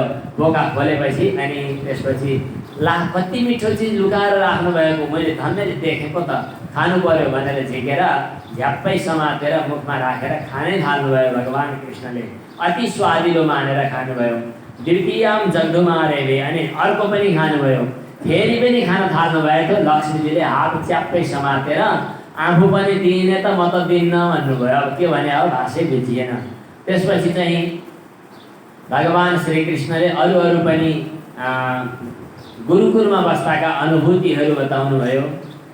याद छ होला नि है, हाम्रो गुरुजीले कति माया गर्नुहुन्थ्यो हामीलाई। सान्दी गुरुले हामी उज्जैनमा गएर पढ्न लागेको बेलामा एकपटकको कुरा हो, रात्रिको समय भयो, हामी खेतमा जाँदै गर्दा उहाँ कस्तो आयो मनमा। रात्रिको समयमा हामी घर फर्किन पनि सकेनौँ, पानी पर्यो। अनि गुरुजी आफै आएर हामीलाई बोलाएर लिएर जानुभयो। हामीले संविधा लिन जाँदाखेरिको अनि त्यतिखेर पानी पर्दाको, हावाहुरी लाग्दाको अनि दुःख पाउँदाको, अँध्यारोमा हिँड्दाको याद छ नि भनेर कुराकानी गर्नुभयो। यसरी कुराकानी संवादहरू गर्दै गएपछि भगवान श्री कृष्णले चाहिँ मिठा कुराहरू गर्नुभयो। 2-4 दिन 1 दिन कति बस्नुभयो। त्यसपछि अब म फर्किनुपर्छ भन्नुभयो सुदामाले। भगवान श्री कृष्णले हस् त नि भन्नुभयो। हस् त नि भनिसकेपछि सुदामाको मन चाहिँ अलि हलुङ्गो भयो। जाने बेलामा झोला बोकाइदिए भने, त्यो विषयवस्तु बोकेर लिएर जानु पर्यो भने अप्ठ्यारो हुन्छ, नलैजान पाए हुन्थ्यो। बोकाउनेको हुन् कि भन्ने पिर परिरहेको थियो। केही पनि नभनिकन हवस् भनेर हात जोडेर बिदा गरिसकेपछि सुदामालाई आनन्द आयो। आहा ल ठिक छ, भगवान कृष्णले यो चाहिँ विषयमा आसक्त हुन चाहँदैन, नहोस् नै भनेर नदिकन पठाउनु भयो। जाति नै भयो भनेर सोच्दै फर्किनु भयो। आफ्नो निवास स्थान जहाँ थियो, झुप्रो जहाँ थियो, बस्ने ठाउँ जहाँ थियो, त्यहाँ पुगुन्जेल त्यसै गरी फर्किँदै हुनुहुन्थ्यो। त्यहाँ त विचित्रको चाहिँ वैभव थियो। अनि त्यहाँ महल थियो, त्यहाँ ठुला घरहरू थिए, त्यहाँ सजिएका श्रृङ्गार सामग्रीहरू थिए। अचम्म लाग्यो, म कहाँ आएँ होला भनेर थाहा नपाएर अलमल्ल परेर टल्ल परेर हेरिरहनुहुन्थ्यो। अनि आफ्नै पत्नी जस्तै लाग्ने तर ज्यादै सुन्दरी स्त्री आएर अनि पाउ धुने जल सुवर्णमय करुवामा लिएर आएपछि आश्चर्य लाग्यो। यसो हेर्नुहुन्छ, तिमी को हौ? हजुरकै पत्नी हुँ। अनि यो के भएको? यो सोद्धाखेरि चाहिँ पत्नीले भने, हजुर जहाँ जानुभएको थियो त्यहाँ भगवान् श्रीकृष्णले पठाएको कुरा हजुरले थाहा पाउनु भएको छैन। भगवान्ले त थोरै पनि अर्पण गरेको कुरा अति खुसीका साथ स्वीकार गर्नुहुन्छ र त्यसलाई हजारौँ होइन करोडौँ अनन्त गुणा बनाएर फिर्ता गरिदिनुहुन्छ। भगवान्लाई जे जति थोरै अर्पण गरे पनि त्यो धेरै भएर फर्किएर आउँछ। पत्रम पुष्पम फलम तोयम यो मे भक्त्या प्रयच्छति तदहम भक्त्युपहृतम अस्नामि प्रयतात्मनः। भगवान्ले भन्नुभएको छ, हजुर भगवान्ले नै पठाएको सामग्री हो भनेपछि अनि यस सुदामाले सोचे कृष्णको फट्याइ गर्ने बानी अझै गएको रहेनछ, पक्कै पनि मलाई फसाएको हो यो। अब म सावधान हुनुपर्दछ। मैले यो विषयमा आफूलाई अल्मल्याउनु हुँदैन भनेर त्यो विषयको एकदम तटस्थ बनेर थोरै उपभोग गरेर दान त्याग इत्यादि गर्दै आफू निवृत्ति जीवनमा नै रहनुभयो। पश्यन् निपातम धनिनाम मदोद्भवम। धन भयो भने घमण्ड आउँछ, घमण्ड भयो भने पतन हुन्छ। धनपछि अभिमान, अभिमानपछि पतन। त्यो हुने भएको हुनाले पतनको कारण अभिमान नहोस् र अभिमानको कारण धन नहोस् भनेर यो निवृत्ति मार्गमा लाग्नेहरू सावधान हुन चाहँदा रहेछन्। यो प्रसङ्ग चाहिँ ज्यादै महत्त्वपूर्ण आएको छ। भगवानको भक्त वात्सल्य उपाख्यान। अब एकपटक भगवान श्रीकृष्णको द्वारवतीमा सूर्यग्रहणको बेलामा गोप गोपीहरूसँग भेट भएको छ। गोपीहरू त्यहाँ आएका छन्। अनि कुन्ती, वसुदेवजी अनि देवकीजी अनि अरू सबै आफ्ना द्रौपदी अनि आफ्ना पटरानीहरू यिनीहरूको भेटघाट भएको छ। सबै रानीहरूले आफ्ना विवाहका प्रसङ्गहरू बताएका छन्। यस्तै यस्तै भगवान श्रीकृष्णका विचित्र लीला चरित्रहरू सहित अब यो उत्तरार्धका लीला पनि अब अन्तिममा पुगेका छन्। वसुदेवजी भगवान कृष्णका पिताले एउटा यज्ञ गर्नुभयो। त्यो यज्ञमा ब्राह्मण देवहरू, नारद मुनि, द्वैपायन, व्यास आदि धेरै ऋषिमुनिहरू पनि आउनुभएको छ। सबैको सेवा पूजा गरिसकेपछि ब्राह्मणले भन्नुहुन्छ, हामी धन्य भयौँ, आज ब्राह्मण देवहरूको दर्शन पायो। तीर्थ भनेका त यो महत्त्वपूर्ण छ। तीर्थ भनेका पानी मात्रै होइनन्। भगवान देवताहरू माटोका वा शिलाका हुँदैनन्। माटोमा वा शिलाका मूर्तिहरूमा भगवानको भावना गर्नु भनेको चाहिँ लामो साधनापछि चित्त शुद्ध भयो भने पवित्र बनाउने एउटा लम्बेतान विधि हो। गङ्गामा जलमा गएर स्नान गर्दा मुक्ति हुन्छ अथवा कल्याण हुन्छ भन्ने कुरा पनि त्यो घुमाउरो तरिकाले लामो समयसम्म साधना गर्दै गर्दै गएपछि चित्त शुद्ध हुन्छ भन्ने हो। तर सन्त महात्माहरू यस्ता तीर्थ हुन् जसले तत्काल कल्याण गराइहाल्छन्। त्यसकारणले सन्त महात्माहरूको दर्शन भनेको तीर्थको पनि तीर्थ, भगवानको पनि अझ छिट्टै कृपा गर्ने भगवानको रूपमा सन्त महात्माहरू हुनुहुन्छ। यिनीहरूले भेद बुद्धिलाई छिट्टै नष्ट गरिदिन्छन्। त्यसैले यिनीहरू चाहिँ अझ बढी महत्त्वपूर्ण हुन्छन् भन्ने शास्त्र वचन छ। यस्यात्मबुद्धिः गुणपे त्रिधातुके स्वधिः कलत्रादिषु भौमैज्यधि। जसले जलमा तीर्थ बुद्धि गर्दछ, जसले यो मुर्दामा शरीर बुद्धि गर्दछ, जसले आफन्त मतलब परिवारजनहरूमा आफ्ना हुन् भनेर ममता गर्दछ, जसले भौम पार्थिव पदार्थहरूमा यी पूज्य हुन् भनेर शिला ढुङ्गा माटा इत्यादिमा पूज्य भाव राख्दछ, त्यस्तो व्यक्ति चाहिँ खास समझदार हो भन्न मिल्दैन। त्यो पशु जस्तै हो, पशुहरूमध्ये पनि नीच हो भनेर भगवान श्रीकृष्णले भन्नुभएको छ। यसको तात्पर्य के हो भने भगवानको पूजा गर्दा शिलाको पूजा होइन, शिलामा पनि व्यापक भगवत भावले भगवान व्यापक हुनुहुन्छ भन्ने भावले मात्र पूजा हुन सक्छ। तर त्यो दृष्टि सन्त महात्माको कृपा नभइकन, गुरु कृपा नभइकन प्राप्त हुँदैन। गुरु कृपा बिना पूजा गर्दा ढुङ्गाको पूजा हुन्छ, गुरु कृपा सहित पूजा भयो भने त्यो शिलामा व्यापक परमात्माको पूजा हुन्छ। त्यसकारणले हामी त कहिल्यै पनि शिलामा पूजा गर्दैनौँ, शिलामा व्यापक भगवानको पूजा गर्दछौँ। यो शास्त्रको मर्म हो, तात्पर्य हो। ऋषिमुनिहरूले चाहिँ हो हजुरको यो चाहिँ ब्राह्मण्य भाव, ब्राह्मण्य माने ब्राह्मणहरूप्रतिको हजुरको श्रद्धा महत्त्वपूर्ण छ भनेर सम्मान गरे, प्रणाम गरे। वसुदेवजीले यो कर्मबाटै कर्मको मोक्ष हुन्छ कि हुँदैन, कर्म बन्धनको कारण हो, फेरि कर्म नगरिकन मोक्ष पनि हुँदैन, यो कसरी हुन सक्छ? कर्मणा कर्मनिर्हारो यथा स्यात् नस्तदुच्यताम्। कर्मबाटै कर्म वासनाको आत्यन्तिक नाश र मोक्ष कसरी हुन सक्छ? नारद मुनिले वसुदेवजीको यो प्रश्नको उत्तर दिँदै भन्नुभयो, हजुर भगवान श्रीकृष्णलाई पुत्रको रूपमा प्राप्त गर्न सक्नु भएको छ, निष्काम भावले भगवानको सेवा गर्ने मौका मिलेको छ, यो ज्यादै महत्त्वपूर्ण अवसर हो। हजुरले नजिकमा रहेको भगवानलाई नचिने गरिकन आज यी कुरा गरिरहनु भएको छ, ठिक छ, तर पनि हजुरले भगवान श्रीकृष्णको जुन ढङ्गले सेवा गरिरहनु भएको छ, बस निष्काम भावले सेवा गर्यो भने कर्म नै कर्मबाट मुक्ति दिलाउने आधार बन्दछ। कर्मणा कर्मनिर्हारः एष साधु निरूपितः यत् श्रद्धया यजेत् विष्णुं सर्वयज्ञेश्वरं मखैः। यस्तो खाले वसुदेवजीले उपदेश दिनुभयो। त्यसपछि भगवान श्रीकृष्णको देवकीले आफ्ना 6वटा छोराहरूको रहर गरेर भगवान श्रीकृष्णले ती 6वटा पुत्रहरूलाई फिर्ता गराएर ल्याउनुभयो भन्ने पनि छ। वसुदेवजीलाई भगवान श्रीकृष्णले ज्ञानको उपदेश दिनुभयो भन्ने कथा पनि यहाँ आएको छ। अब यसपछि चाहिँ भगवान श्रीकृष्ण एकैचोटि राजा जनकको दरबारमा मिथिलापुरीमा र श्रुतदेव नाम गरेका दरिद्र ब्राह्मणको घरमा सँगै जानुभयो एकैचोटि। गरिबभन्दा गरिबको लागि पनि भगवान उत्तिकै प्रिय हुनुहुन्छ, धनीभन्दा धनी भए पनि यदि ज्ञानी छन् भने उनीहरूको लागि पनि भगवान उत्तिकै प्रिय हुनुहुन्छ भन्ने यो प्रसङ्ग थियो। अब यसपछि वेदहरूले भगवानको स्तुति कसरी गर्दछन्? सृष्टिको आरम्भमा भगवानको नारायणको पूर्वतन लीला चरित्रहरूको स्मरण गर्दै कसरी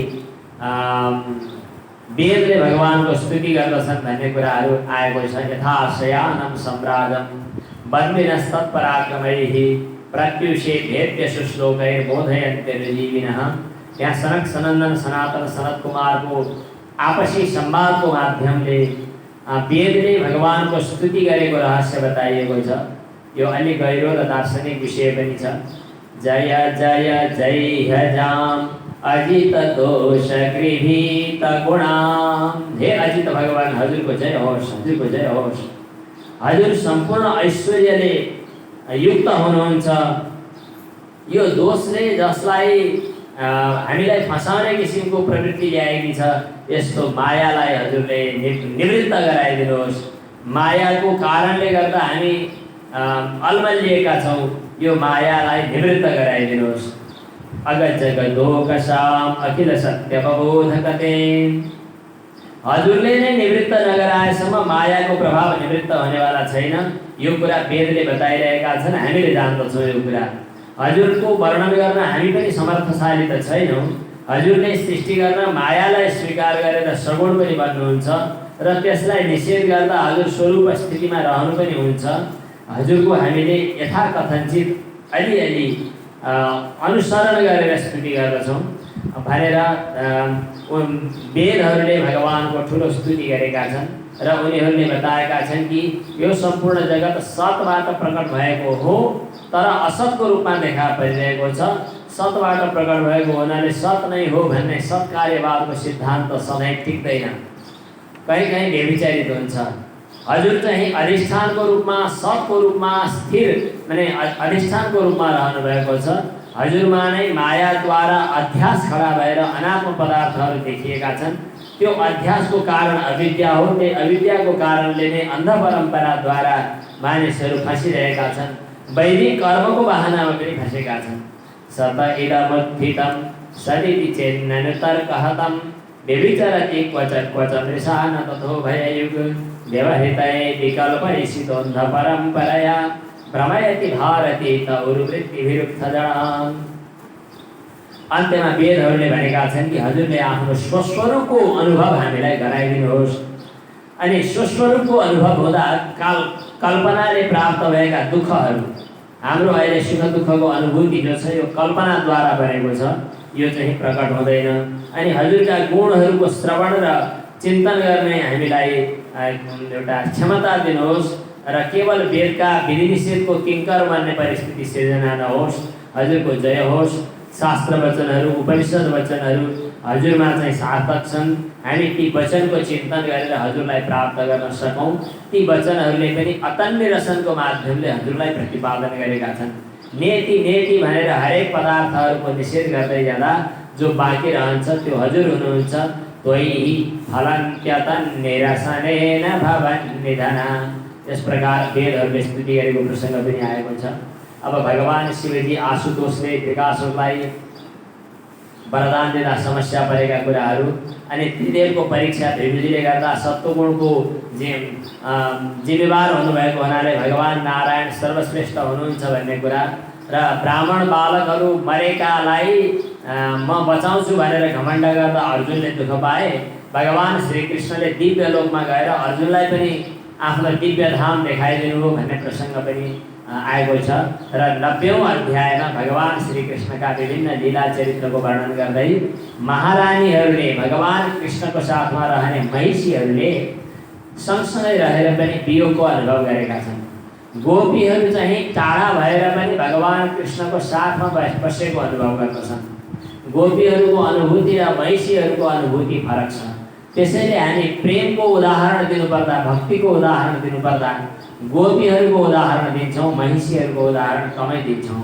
महिषीहरूले भगवान कृष्णको साथमा रहँदा पनि वियोगको अनुभव गरिरहेका छन् र उनीहरूले विभिन्न कयाङ्कुरुङ पक्षीलाई अनि चातकलाई, समुद्रलाई, चन्द्रमालाई, वायुलाई, मेघलाई सम्बोधन गरेर कृष्णको वियोगले तिमीहरू दुखी भएका हो भनेर सम्बोधन गरिरहेका छन्।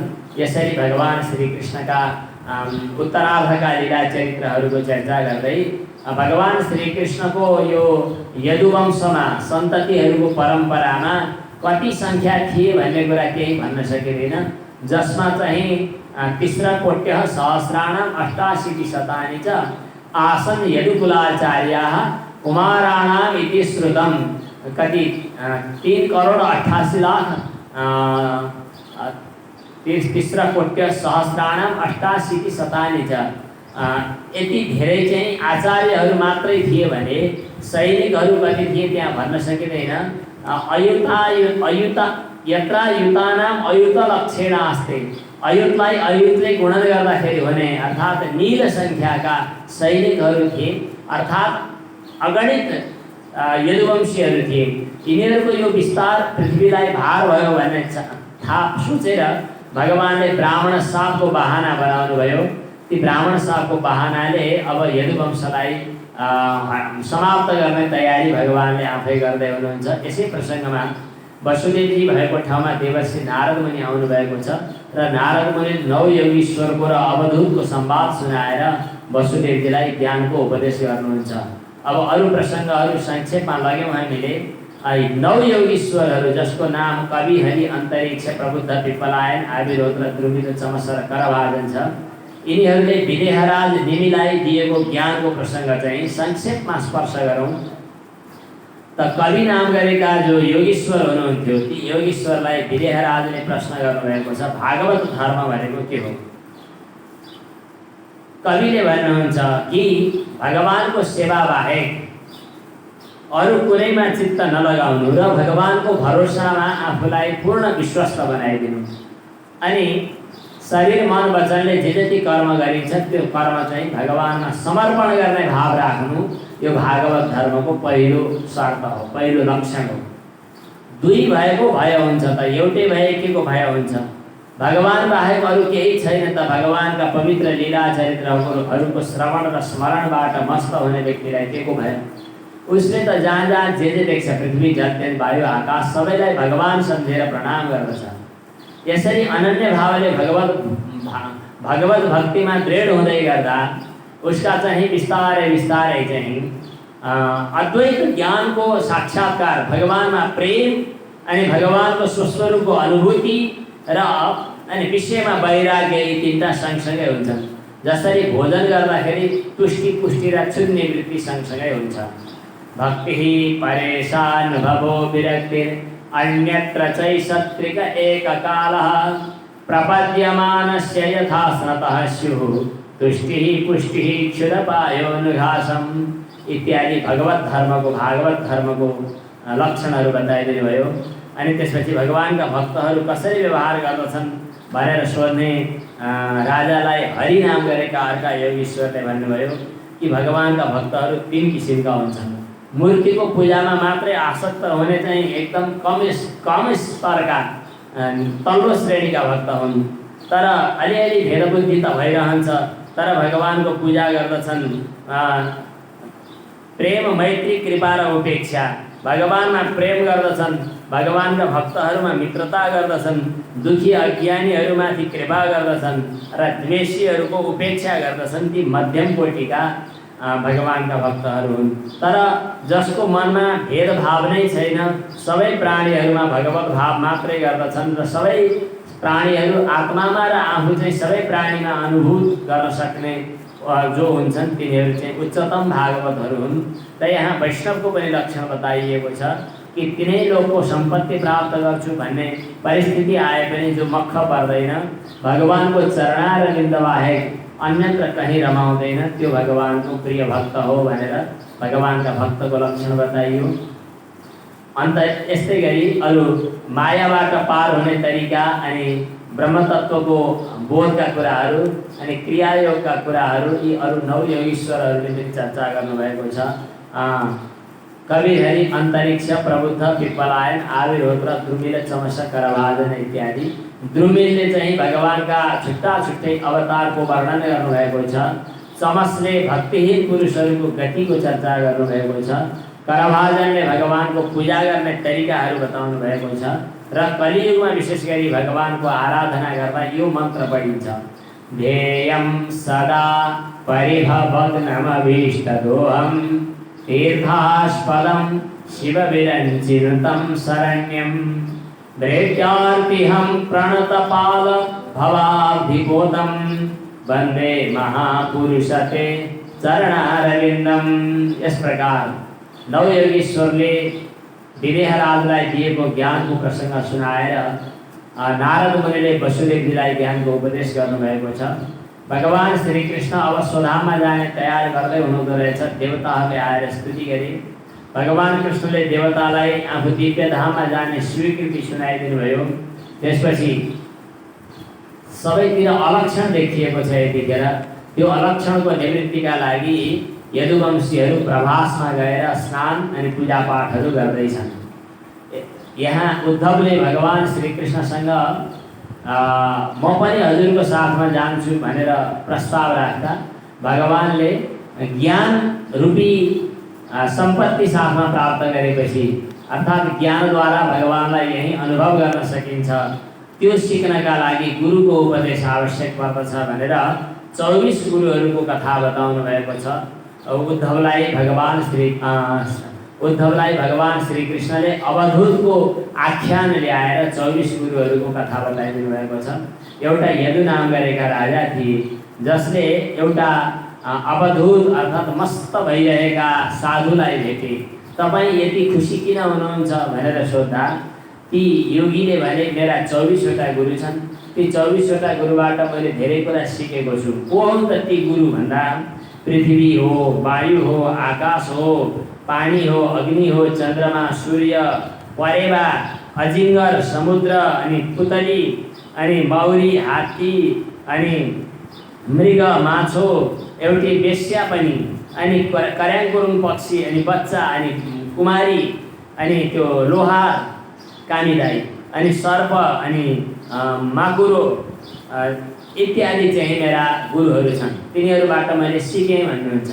के सिकेँ त भन्दा पृथ्वीबाट सहनशील हुन सिकेँ। सानोतिनो कुरामा म छटपटाउने हलचल हुने गर्दिनँ। अनि त्यसपछि डाँडा काँडाबाट पनि समान भएर रहने कुरा मैले सिकेँ। प्राणवायुबाट पनि मैले चाहिँ केही कुराहरू सिकेको छु। त्यसपछि वायुबाट पनि अस्पृश्य रहने अलग रहने कुरा सिकेको छु। आकाशबाट पनि निर्लेप रहने कुरा सिकेको छु। अनि त्यसपछि जलबाट पनि स्वभावतः पवित्र हुनुपर्दछ भन्ने सिकेको छु। राम्रा नराम्रा दुवै कुरालाई पचाउनु पर्दछ भन्ने कुरा आगोलाई गुरु मानेर सिकेको छु। अनि समान भएर रहनु पर्दछ भन्ने कुरा सूर्यबाट पनि सिकेको छु। कसैमा बढी आसक्त हुनु हुँदैन भन्ने कुरा परेवाबाट सिकेको छु। परेवा परेकी दुईटा भालेपोथी थिए, उनीहरू ज्यादै प्रेममा आसक्त थिए। प्रेममा आसक्त भएको बेलामा चाहिँ उनका बचेरा समाउन चाहिँ को आइपुग्यो व्याधा, अनि उसले चाहिँ परेवालाई बचेरा समातेर लग्यो। अब त्यसपछि चाहिँ उनीहरू चाहिँ शोकाकुल व्याकुल भएर त्यहीँ दुखी भएर मरे। यो देखेर मलाई चाहिँ अब कतै पनि धेरै आसक्त हुनु हुँदैन भन्ने कुराको शिक्षा मिल्यो। अजिङ्गर देखेर मलाई अर्को गुरु मान्न मन लाग्यो। ऊ थपक्क सुतेको छ, उद्योग गर्दैन तर पनि खाना पुगेकै छ। समुद्रलाई पनि गुरु मान्दछु मैले, पुतलीलाई पनि गुरु मान्दछु। पुतली चाहिँ रूपको सौन्दर्य देखेर बत्तीमा आगोमा गएर मर्छ। त्यो रूप सौन्दर्यमा मोहित भएर राम्रो राम्री देखेर आसक्त हुँदै गर्दा पुतली फँसिने रहेछ भन्ने कुरा मैले निर्णय गरेँ। त्यो माउरीले चाहिँ गुलियोको बसमा पर्दाखेरि मर्नुपर्छ। मैले पनि अब स्वादको पछि लाग्नुहुन्न भनेर जिब्रोमाथि विजय प्राप्त गर्न प्रयास गरेको छु। अब त्यो माउरीले धेरै सङ्ग्रह गर्दछ, आखिरमा चोर्न अरू नै आइपुग्छन्। सम्पत्ति कमाएर छोराछोरीलाई कति थुप्र्याइदिने हो र भनेर मैले अब त्यो पनि छोडिदिएँ। त्यो हात्तीले चाहिँ हथिनीको आसक्तिमा लाग्दा वन हात्ती चाहिँ खाल्टोमा पर्नुपर्छ। वन हात्तीलाई पक्रिनका लागि चाहिँ एउटा हात्तीको चाहिँ आकृति बनाएर अगाडि राखिदिन्छन् अनि खाल्टो बनाइदिन्छन्। खाल्टोमा पतिङ्गरहरूले छोपेका हुन्छन्। त्यहाँ हथिनी कराए जस्तो लागेर हात्ती चाहिँ भेट्छु भनेर जाँदा खाल्टोमा पर्छ, पक्राउमा पर्छ। त्यसैले म स्त्री वा पुरुषप्रतिको आसक्तिबाट मुक्त हुन चाहन्छु। यस्तै माछोलाई मार्नेहरूले बल्छीमा गडेउला झुन्ड्याएर लगिदिन्छन्। मिठो खान्छु भन्दा घाँटीमा त्यो बल्छीको काँडा अल्झिएर माछो मर्छ। त्यसैले मैले माछोलाई गुरु मानेर अब स्वादको पछि पनि नलाग्ने विचार गरेँ। पिङ्गला नाम वेश्यासित विदेह नगरे पुरा। विदेह नगरमा पिङ्गला नाम गरेको वेश्या बसेकी छ। रात्रिमा कोही मान्छे आउँछ कि मलाई पैसा दिएर विषय भोग गरेर सन्तुष्ट गराउने कोही आउँछ कि भनेर पर्खेर बस्छे।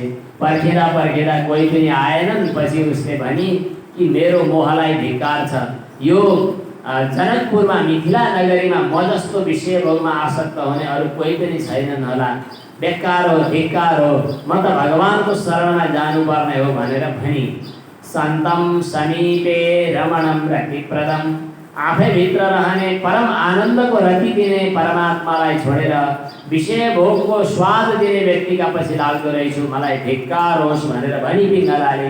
त्यो सुनिसकेपछि मैले पिङ्गलालाई पनि गुरु मानेर आशा गर्नु हुँदैन भन्ने कुरा सिकेँ। अब यस्तै एउटी नानीको चुरा बजेको पाहुना आउँदाखेरि त्यो ओखल कुट्नु पर्दाखेरि चुरा बजेर अरू चुरा हटाउँदै गएर एउटा चुरी मात्रै राख्दा बजेन। त्यो देखेपछि मलाई के लाग्यो भने धेरै मान्छे सँगै बस्दा कुरै हुन्छन्, खाली कुरा भएर हैरान। चुप्पो लागेर आफ्नो विचार गर्न, आफ्नो विचारमा स्थिर हुन मौका नपर्ने। अब म धेरै भेटघाट गर्दै हिँड्दिनँ भनेर चुप्प लागेर बस्ने विचार गरेँ। मेरो शरीरलाई पनि मैले गुरु मानेको छु। वैराग्य र विवेकको हेतु भएको कस्तो थियो। मुसार्दा यति दिन स्याहार गर्दा आज कस्तो हुन पुगेको छ। एकतिर जिब्रोले खिचेको छ, अर्कोतिर अर्को इन्द्रियले खिचेको छ, अर्कोतिर कानले तानेको छ, अर्कोतिर नाकले तानेको छ, अर्कोतिर जिब्रोले तानेको छ, अर्कोतिर चाहिँ छालाले तानेको छ। धेरै पत्नी भएको श्रीमान धेरै पत्नीको के कुना पसिरही भने जस्तै यो हामीलाई हाम्रा इन्द्रियहरूले दसतिर खिचेर हैरान पारेको अनुभव गर्यो भने मनुष्य जीवन यसैका लागि हो त भनेर विचार गर्यो भने एउटा निष्कर्षमा पुगिन्छ। मैले शरीरलाई पनि गुरु मानेको छु, माकुरोलाई पनि गुरु मानेको छु भनेर यी 24वटा गुरुहरूबाट धेरै कुरा सिकेँ। अब म चञ्चल छटपट नभइकन मस्त ढुक्क हुन्छु भनेर यदुलाई अवधूतले भन्नुभएको कुरा बताइदिनु भयो। र भगवान् श्रीकृष्णले लौकिक पारलौकिक भोगहरू असार छन्, बेकार छन् भन्ने कुरा बताउनु भयो। त्यस्तै प्रसङ्ग पछाडि हंसावतार भगवानको प्रसङ्ग बताउनु भएको छ। बद्ध र मोक्ष मुक्तको लक्षण पनि बताउनु भयो। एक पटकको कुरा हो।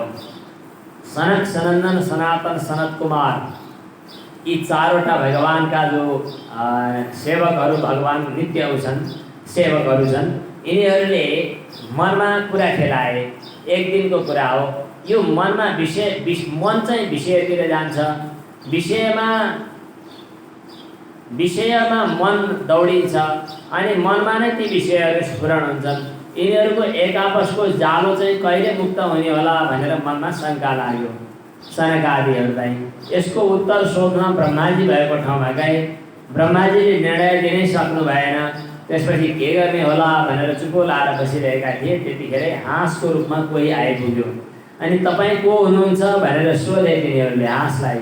हाँसले चाहिँ के को सोधेको? शरीरको दृष्टिले सोध्या भए शरीर हो, सोध्नै परेन, पञ्चमहाभूतबाट बन्या हो। आत्माको दृष्टिले सोध्या हो भने तपाईँको आत्मा जे हो मेरो आत्मा पनि उही सच्चित आनन्द रूप हो, सोध्नै परेन। त्यसैले को भवान् यदि वह प्रश्नो वाचारम्भो ह्यनर्थकः भनेर हाँसले उपदेश दिए। त्यसपछि हाँसले बताइदिए कि हाँस भनेको चाहिँ विवेकको प्रतीक मानिन्छ, दुध र पानी छुट्याउने।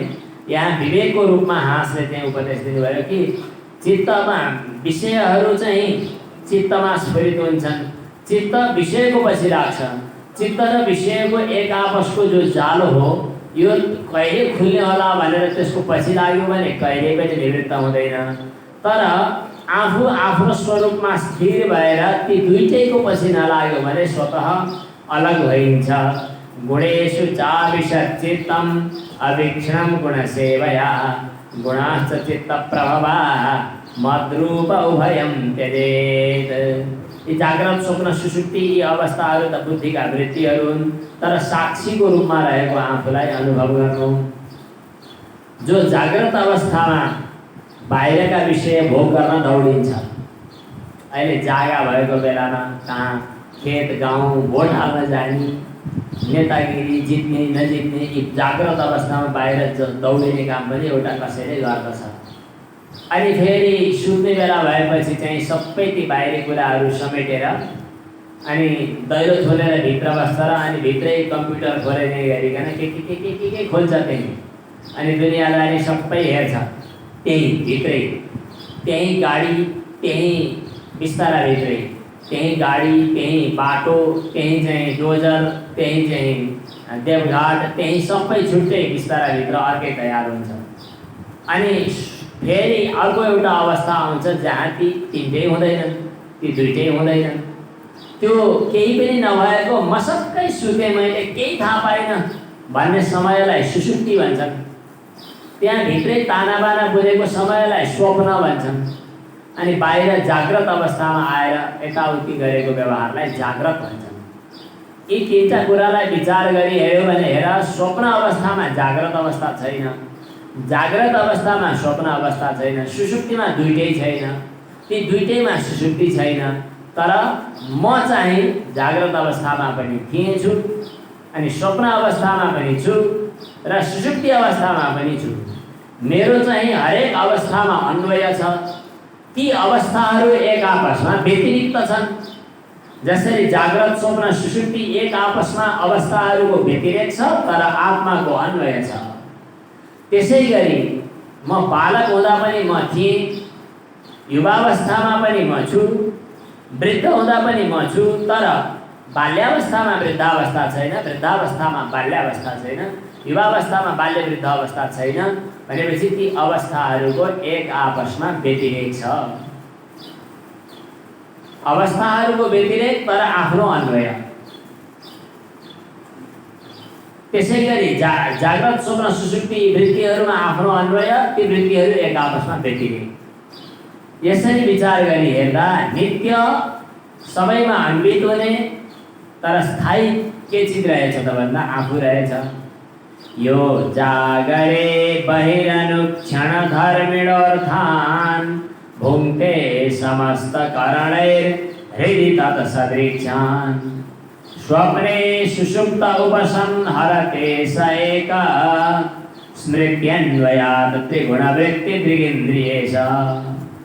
यी सब कुराहरू गुणका खेल हुन्, मनका अवस्थाहरू हुन्, तर यी सबै मायाद्वारा खडा भएका हुन् भन्ने निर्णय गरेर सद्गुरुको वचन रूपी वैराग्य रूपी खड्गद्वारा तयारीद्वारा ज्ञान रूपी खड्गद्वारा यो अज्ञानको जालोलाई काटिदेऊ। तिमीले अहिले जे जति व्यवहार देखिरहेका छौ यसलाई एकछिन गहिरिएर विचार गर त यो एउटा मनको कल्पना मात्रै हो। इच्छेत विभ्रममिदं मनसो विलासम। एउटा कसैले आफूलाई राजा भन्ने ठान्छ, एउटा कसैले आफूलाई नेता भन्ने ठान्ला, एउटाले आफूलाई चाहिँ जनता भन्ने ठान्ला, अथवा स्त्री पुरुष बुढो बच्चो बालक वास्तवमा आफूमा त छैन। त्यो मनको कल्पनाले म शरीरमा अध्यस्त भएर अनि म यो हुँ ऊ हुँ भनेर कल्पना गर्दछ। तर ती वस्तुहरू एक आपसमा व्यतिरिक्त हुने भएको हुनाले, एक आपसमा ऊ हुँदा ऊ नहुने, ऊ हुँदा ऊ नहुने, अनित्य भएको हुनाले तिनीहरू त होइनन् भन्ने कुरा बुझिएको छ। तर हो के त सबैमा अनुश्रित हुने त भन्दा विज्ञान चेतना थाह। विज्ञानमेकमुरुधेव विभाति माया स्वप्नस्त्रिधा गुण विसर्ग कृतो विकल्पः। यो कुरा बुझेर तृष्णाबाट निवृत्त भएर आफ्नो सुखको स्वस्वरूपको आनन्दको अनुभूतिमा आफै भित्र रहेको परम आत्माको अनुभूतिमा आफू स्थिर भएर रहनु। यसरी स्थिर भएर रहने क्रममा हिजोसम्म शरीरसँग आसक्त भएको हुनाले शरीरका सुख दुःखहरूले हलचल बनाउने गर्दथे, तर आफ्नो स्वरूपको अनुभूतिमा स्थिर हुन थालिसकेपछि यो शरीर त आउने जाने यसो एकछिनको कसिङ्गर जस्तै भेटिन्छ, थाहा हुन्छ। देहं च नश्वरम् अवस्थितमुत्थितं वा सिद्धो न पश्यति यतोऽध्यगमत स्वरूपम्। स्वस्वरूपको अनुभव भइसकेका व्यक्तिले शरीर रहोस् वा नरहोस्, बुढो होस् वा ठिटो होस्, त्यसलाई त्यति सरोकार राख्दो रहेनछ। दैव संयोगले प्रारब्धका कारणले जम्मा भयो भने पनि भयो, भएन भने भएन। जसरी मदिरा पिएको मानिसले कपडा भएको पनि थाहा पाउँदैन र कहिले कहिले खुस्किएको पनि थाहा पाउँदैन। एक किसिमले मदिराको मस्ती भन्दा पनि ज्ञानको मस्ती अझ तगडा छ। ज्ञानको मस्ती प्राप्त गरिसकेपछि त्यो मदिराले मस्त भएको व्यक्तिले कपडा थाहा नपाए शरीर हुनु र नहुनुको भेदलाई उसले त्यति महत्त्व दिँदैन, थाहा नै पाउँदैन। होला प्रारब्धको त्यान्द्रोसँग जोडिएर शरीर रहला केही दिन, नरहला पनि त्यसमा चासो हुँदैन। स्वप्नबाट बिउजिसकेपछि स्वप्नमा देखिएका वस्तुहरू पाइए वा पाइएनन् भनेर चिन्ता गर्दैन, कराउँदैन, हुँदैन, त्यो त स्वप्न पो थियो भनेर छोडिदिन्छ। त्यसै गरी ज्ञानको जागरण अवस्थामा पुगेका व्यक्तिले अज्ञानको अवस्थामा देखिएका सांसारिक प्रपञ्चहरूको अनुभूतिलाई त्यति महत्त्व नै दिँदैन। देहोऽपि दैव वशगः खलु कर्म यावत् स्वारब्धकं प्रति समीक्षत एव सासु। कहिले अलिअलि थाहा पाइन्छ भने यो प्रारब्धले छोडिएको होला, त्यो प्रारब्धको कुरा भन्छ र छोडिहाल्छ। तं सप्रपञ्चमधिरूढ समाधियोगः स्वप्नं पुनर्न भजते प्रतिबुद्ध वस्तुः। उद्धवलाई भगवान श्री कृष्णले उपदेश दिनुभएको छ। अब भक्ति योगको ज्ञान योगका कुराहरू। अनि भगवानका भक्तले त भगवानको भक्तिमा रमाउँदाखेरि केही पनि अनुभव गर्दैन। ऊ भगवानको भक्तिमा रमाउँदा वचन गदगद हुन थाल्छ, शरीरमा रोमाञ्च हुन्छ, गला भरिएर आउँछ, ऊ हाँस्छ, रुन्छ, यत्तिकै मस्त हुन्छ। उसलाई सांसारिक प्रतीति भन्दा भिन्नै अर्कै अनुभव हुन्छ। वाग्गदगदा द्रवते यस्य चित्तं रुदत्यवीक्ष्णं हसति क्वचित् स विलज्ज उद्गायति नृत्यते च मद्भक्तियुक्तो भुवनं पुनाति। त्यस्ता भगवानका भक्तहरूले त तिनै लोकलाई पवित्र बनाउँछन्। जसरी सुनलाई आगोले तताउँदा निर्मल बनाउँछ, त्यसै गरी भगवानको भक्ति योगले चाहिँ व्यक्तिको अन्तःकरण पूर्ण शुद्ध हुन्छ। र विषयको चिन्तन गर्यो भने त्यही चिन्तनको लर्को लाग्छ। भगवत ध्यान भगवत चिन्तनको बानी बस्दा त्यसैको चाहिँ अभ्यास हुन्छ। अब भगवत ध्यानको तरिका कसरी पलेटी कस्ने, आसनमा स्थिर रहने, पहिले आँखा चिप्लिने, भगवानको मन्त्र जप गर्ने, ओंकारको ध्यान गर्ने, अनि एकाग्र चित्त बनाउने अभ्यास गर्ने, भित्रै भगवानको स्वरूपको ध्यान गर्ने र त्यहाँ बिस्तारै बिस्तारै समष्टिबाट व्यष्टिमा र व्यष्टिबाट समष्टिमा अनुभव गर्ने यी अभ्यासका कुराहरू छन्। यहाँ सङ्केत मात्रैबाट यो प्रकट हुन सक्दैन। विभिन्न सिद्धिहरू पनि प्राप्त हुन सक्छन्, सिद्धिको पछि लाग्नु हुँदैन भन्दै अनि भगवानका विभूतिहरू भगवान व्यापक रूपमा रहनु भएको छ। वर्णाश्रम धर्महरू आफ्ना आफ्ना वर्ण धर्म आश्रम धर्मको पालन गरेर नै भगवानको सेवा हुन्छ। ब्रह्मचर्य, गृहस्थ, वानप्रस्थ, सन्यासी क्रम आश्रमको क्रम पनि छ। भक्ति, ज्ञान, वैराग्य, नियम, साधनाहरूको चर्चा गर्दै ज्ञानयोग, कर्मयोग, भक्तियोगको चर्चा गर्दै भगवान श्रीकृष्णले गुण दोषको व्यवस्था अनि कदर्यको प्रसङ्ग उठाएर चाहिँ मन नै हाम्रो शत्रु वा मित्र हो, मनले नै दुःख दिएर दुःख पाइएको हुन्छ भन्ने कुरा बताउनु भयो। पुरुरबाले वैराग्यको अनुभव गरेको प्रसङ्ग पनि बताउनु भएको छ। भगवानको पूजा गर्ने तरिका कसरी हो भनेर क्रियायोगको रहस्य बताउनु भएको छ। र अनि त्यसपछि उद्धवलाई अन्तिम उपदेश पनि गर्दै गर्दै भगवान श्रीकृष्णले भन्नुभएको छ कि आफ्नो अनुभूतिमा भगवान अनुभूतिमा स्थिर हुनु, आफैभित्र रहेको भगवानलाई चिन्नु, बाहिर नभौतारिनु। बाहिर दौडिएर दुःख पाइन्छ, त्यो आफैभित्र रहेको भगवानलाई चिन्नका लागि भक्ति योग र शास्त्रले बताए अनुसारका कर्मयोगहरू उपकारक हुन सक्छन्। उद्धवले भन्नुभयो, आज हजुरले मलाई ज्ञानको दृष्टि दिनुभयो, अज्ञानको अन्धकार नष्ट भयो, म धन्य भएँ, हजुरलाई प्रणाम छ। भगवानलाई परिक्रमा गर्नुभयो र भगवानको आज्ञाअनुसार उद्धवजी द्वारकातिर जानुभयो। यता यदुकुलको त्यहाँ प्रभास क्षेत्रमा गएको बेलामा एक आपसमा हानाहान काटाकाट गरेर यदुकुलका व्यक्तिहरू सबै समाप्त भए। भगवान श्रीकृष्ण पनि पिपलको फेदमा बस्नुभएको थियो। जरासँग भेटघाट भयो। जरा शब्दको अर्थ वृद्धता पनि हो। अनि जराको बाणको स्पर्शको बहाना बनाएर भगवान श्रीकृष्णले यो दिव्य शरीरलाई, दिव्य विभूतिलाई, दिव्य यो स्वरूपलाई चाहिँ एक किसिमले चाहिँ समष्टिलाई व्यष्टिलाई समष्टिमा मिलाइदिने गरी निर्वाण अवस्थामा पुगिदिनुभयो। भगवान श्रीकृष्ण पनि स्वधाममा सवारी भयो। नित्यं सन्निहितस्तत्र भगवान् मधुसूदनः स्मृत्या शेषाशुभहरं सर्वमङ्गलमङ्गलम्। तर भगवानको त्यो दिव्य विग्रह नै आज द्वारकामा के अरे द्वारकाबाट म जगन्नाथपुरीमा पुगेको भन्ने प्रसङ्ग पनि कहीँ कहीँ भन्ने चलन रहेछ। भगवान श्रीकृष्णको यो दिव्य लीला चरित्र जसले गायन गर्दछ उसको कल्याण हुन्छ र भगवानमा भक्ति प्राप्त गर्दछ। अब कलियुग आयो। कलियुगमा मानिसहरू अज्ञानी, अधार्मिक, थोरै बुद्धि भएका र अलि पापी पाराका हुन्छन्। तिनीहरूको कल्याणका लागि भगवानको नाम जप नै महत्त्वपूर्ण छ। कलियुगमा भगवानको नाम जप जस्तो महत्त्वपूर्ण छैन अरू कुरा, किनभने सत्यादि युगमा चाहिँ पूजा आजा यज्ञ यागादि गरेर पनि कल्याण हुन्थ्यो भने कलियुगमा चाहिँ भगवान नाम संकीर्तन महत्त्वपूर्ण छ। प्रलयहरू त थरी थरी हुन्छन्, तर आत्यन्तिक प्रलय चाहिँ ब्रह्मज्ञान पछाडि मात्रै प्राप्त हुन्छ। सुखदेवजीले राजा परीक्षितलाई भन्नुभयो, ए राजन, म मर्छु कि क्या हो भन्ने भावना चाहिँ पशुको जस्तो बुद्धि हो, छोड्देऊ। मर्ने भन्ने कुरा तिम्रो होइन। तिमी जन्मिया भए पो मर्ने, जन्मेकै छैनौ त कसरी मर्छौ? स्वप्नमा टाउको काटिएको देखो भन्दैमा काटिएको हुन्छ र? घैँटो फुट्दैमा घैँटाभित्रको आकाश फुट्छ र?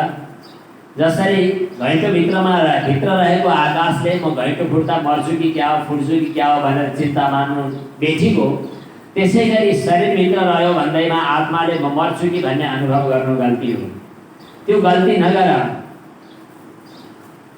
यो एउटा बाहिरी तारतम्य मिलेर एकछिन देखा परेको नाटक नौटकी मात्रै हो। तिमी आफ्नो स्वरूपलाई अनुभव गर। तिमी वास्तवमा साक्षात ब्रह्म हौ। म ब्रह्म हौ भन्ने अनुभव गर। त्यो अनुभवमा तिमी स्थिर भयो भने तिमीलाई तक्षकले टोक्दैन। तक्षकले टोक्ने शरीरलाई होला, तिमी शरीरै होइनौ त तिमीलाई तक्षकले कसरी टोक्छ? त्यसलाई तिमीले देख्दैनौ, थाहै पाउँदैनौ, अनुभवै गर्दैनौ। तिमी आफ्नो अनुभूतिमा स्थिर बन त, पशुको जस्तो बुद्धि नगर त भनेर मजासँग भनिदिनु भयो। त्यसपछि राजा परीक्षितले भन्नुभयो कि झस्किएर झझल एउटा एक किसिमले चाहिँ झल्यास भएर बिउजिएर भन्नुभयो, हजुरको उपदेशले म अब सिद्ध भएँ, मैले हजुरको उपदेश प्राप्त गरेँ, मैले साक्षात् परम तत्त्वलाई अनुभव गर्न सक्ने भएँ। अब म तक्षकसँग डराउँदिनँ, म ब्रह्मको अनुभूतिमा स्थिर भइसकेँ, अब म बरु त्यो अनुभवमा स्थिर हुनका लागि आज्ञा दिनुहोस् भनेपछि हस् भनेर भन्नुभयो। श्री शुकदेवजी महाराज त्यहाँबाट उठ्नुभयो र उहाँ विदा हुनुभयो। श्री शुकदेवजी महाराजको जय होस्। राजा परीक्षितले गङ्गाको किनारमा गएर पलेटी कसेर आँखा चिप्लेर अनि त्यसपछि आफ्नो अनुभूतिमा स्थिर हुनुभयो, आत्मा परमात्मामा मिलाइदिनु भयो। त्यसपछि चाहिँ आयो होला सर्प, डस्यो होला त्यसले, बिचबिचमा के कथाहरू आएका छन्। स्वर्गका देवताहरूले गुन्दुरी बाजा साजा बजाए, त्यसपछि जय जय मनाइयो। सर्पले डसेर पो मृत्यु भयो कि क्या हो भनेर चाहिँ जनमेजयले सर्पयज्ञ पनि गर्न थालेपछि त्यो सर्पयज्ञ रोकियो। यस प्रकार राजा परीक्षितको चाहिँ साक्षात् मोक्ष प्राप्ति भएको प्रसङ्ग आयो। यो वेद परम्पराबाट आएको ज्ञान हो। वेद चाहिँ साक्षात् याज्ञवल्क्य ऋषिले सूर्यबाट प्राप्त गर्नुभएको थियो। वेदका विभिन्न शाखाहरू चेलाहरूले पढेका हुन्। त्यसमध्ये चाहिँ यो पुराण चाहिँ वेदव्यास ऋषिले चाहिँ रचना गरेर आफ्ना पुत्रलाई शिष्यलाई पढाउनु भएको हो। यहाँ पुराण परम्परा वेद परम्पराहरू बताइएको छ। मार्कण्डेय मुनिले तपस्या गरेर वरदान प्राप्त गर्नुभयो, तर माया हेर्छु भन्दा अल्मलिनु भयो। पछि भगवान शिवजीको आराधना गरेर माया होइन मायाधिपति भगवानको शरणमा जानुभयो। मार्कण्डेय मुनिको कथा पनि आएको छ। त्यसपछि चाहिँ 12 महिनामा भगवान श्री सूर्यले कसरी यात्रा गर्नुहुन्छ त्यसको चर्चा गर्दै श्रीमद् भागवतको संक्षिप्तमा विशेष सूची 12 अध्यायमा बताइएको छ, जहाँ साक्षात् भगवानको वर्णन गरिएको श्रीमद् भागवत। सर्वप्रथम त प्रथम स्कन्धमा सुत सौनकादिहरूको संवाद, देवर्षि नारद र वेदव्यासको संवाद, अनि राजा परीक्षितको जन्म वृत्तान्तका लागि महाभारतका पूर्व प्रसङ्गहरू, राजा परीक्षितले अनसन गरेर गङ्गाको किनारमा गएर उपवासका साथमा श्रीमद् भागवत कथा श्रवण गर्नुभएको प्रसङ्ग, द्वितीय स्कन्धमा साधनाका कुराहरू, त्यहाँ मनोनिरोधका उपायहरू, अनि त्यसपछि तृतीय स्कन्धमा सृष्टि अनि नवधा भक्तिका कुरा, ब्रह्माजीले चतुश्लोकी भागवत सुन्नुभएका कुरा, तृतीय स्कन्धमा सृष्टिको प्रसङ्ग जहाँ चाहिँ हिरण्याक्षर वराह भगवानको प्रसङ्ग, अनि उता कपिल अवतार भगवानको प्रसङ्ग, त्यसपछि चाहिँ चतुर्थ स्कन्धमा चाहिँ सृष्टिको विस्तार जसमा भगवान शिवजीको कथा, दत्तात्रेयको कथा, त्यसपछि चाहिँ ध्रुवको कथा, पृथुको कथा, प्राचीन बलि र प्रचेताको कथा आएको छ। पञ्चम स्कन्धमा यो खगोल भूगोलको वर्णन समेत आएको छ, जहाँ भरतको वंश परम्पराको चर्चा र भूमण्डलको चर्चा छ। षष्ठ स्कन्धमा चाहिँ नाम रूप प्रसङ्ग, अजामिलको कथा, वृत्रासुरको कथा आएको छ। त्यस्तै सप्तम स्कन्धमा प्रह्लादको चरित्र, हिरण्यकशिपुलाई भगवान नृसिंहले वध गर्नुभएको, अनि अष्टम स्कन्धमा भगवानका विभिन्न अवतारहरू आएका छन्, जहाँ समुद्र मन्थनदेखि वामन अवतारसम्मका कथाहरू छन्। नवम स्कन्धमा चाहिँ सूर्यवंशी र चन्द्रवंशी राजाहरूको चरित्र, जहाँ भगवान श्रीरामको कथा सहित यदुवंशमा भगवान श्रीकृष्ण जन्मसम्मको प्रसङ्ग आएको छ। दशम स्कन्धमा भगवान श्रीकृष्णका पवित्र लीला चरित्रहरू, एकादश स्कन्धमा उद्धवलाई उपदेश दिनुभएको प्रसङ्ग, द्वादश स्कन्धमा राजा परीक्षितको मोक्ष भएको, कलियुगमा भगवान नामको महत्त्व भएको, वेद परम्पराको आगमन भएको प्रसङ्ग इत्यादि बताउँदै श्रीमद् भागवत भगवानको साक्षात् स्वरूप वाङ्मय मूर्ति, जसले यो श्रीमद् भागवत श्रवण गर्दछ उसको जीवन सफल बन्दछ, किनभने उसको वाणी भगवानको पवित्र लीला चरित्रको गायनमा लागेको छ। अरू वाणी अरू शब्दहरू उच्चारण गर्न खर्चिएको वाणीको कुनै अर्थ छैन। मृषा गिरस्ता ह्यसति रसत्कथा न कथ्यते यद् भगवान् अधोक्षज तदेव सत्यं तदुहैव मङ्गलं तदेव पुण्यं भगवद्गुणोदयम्। त्यही नै पवित्र हो, त्यही नै आनन्द हो जुन वाणीले भगवानको कथा चरित्रको गायन र स्मरण गर्न सक्यो। तदेव रम्यं रुचिरं नवं नवं तदेव सस्वन्मनसो महोज्ज्वलं तदेव शोकार्णवशोषणं नृणां यदुत्तमश्लोकयशो नुगीयते। भगवानका पवित्र लीला चरित्रहरूको महत्त्व वर्णन गर्दै अनि अन्त्यमा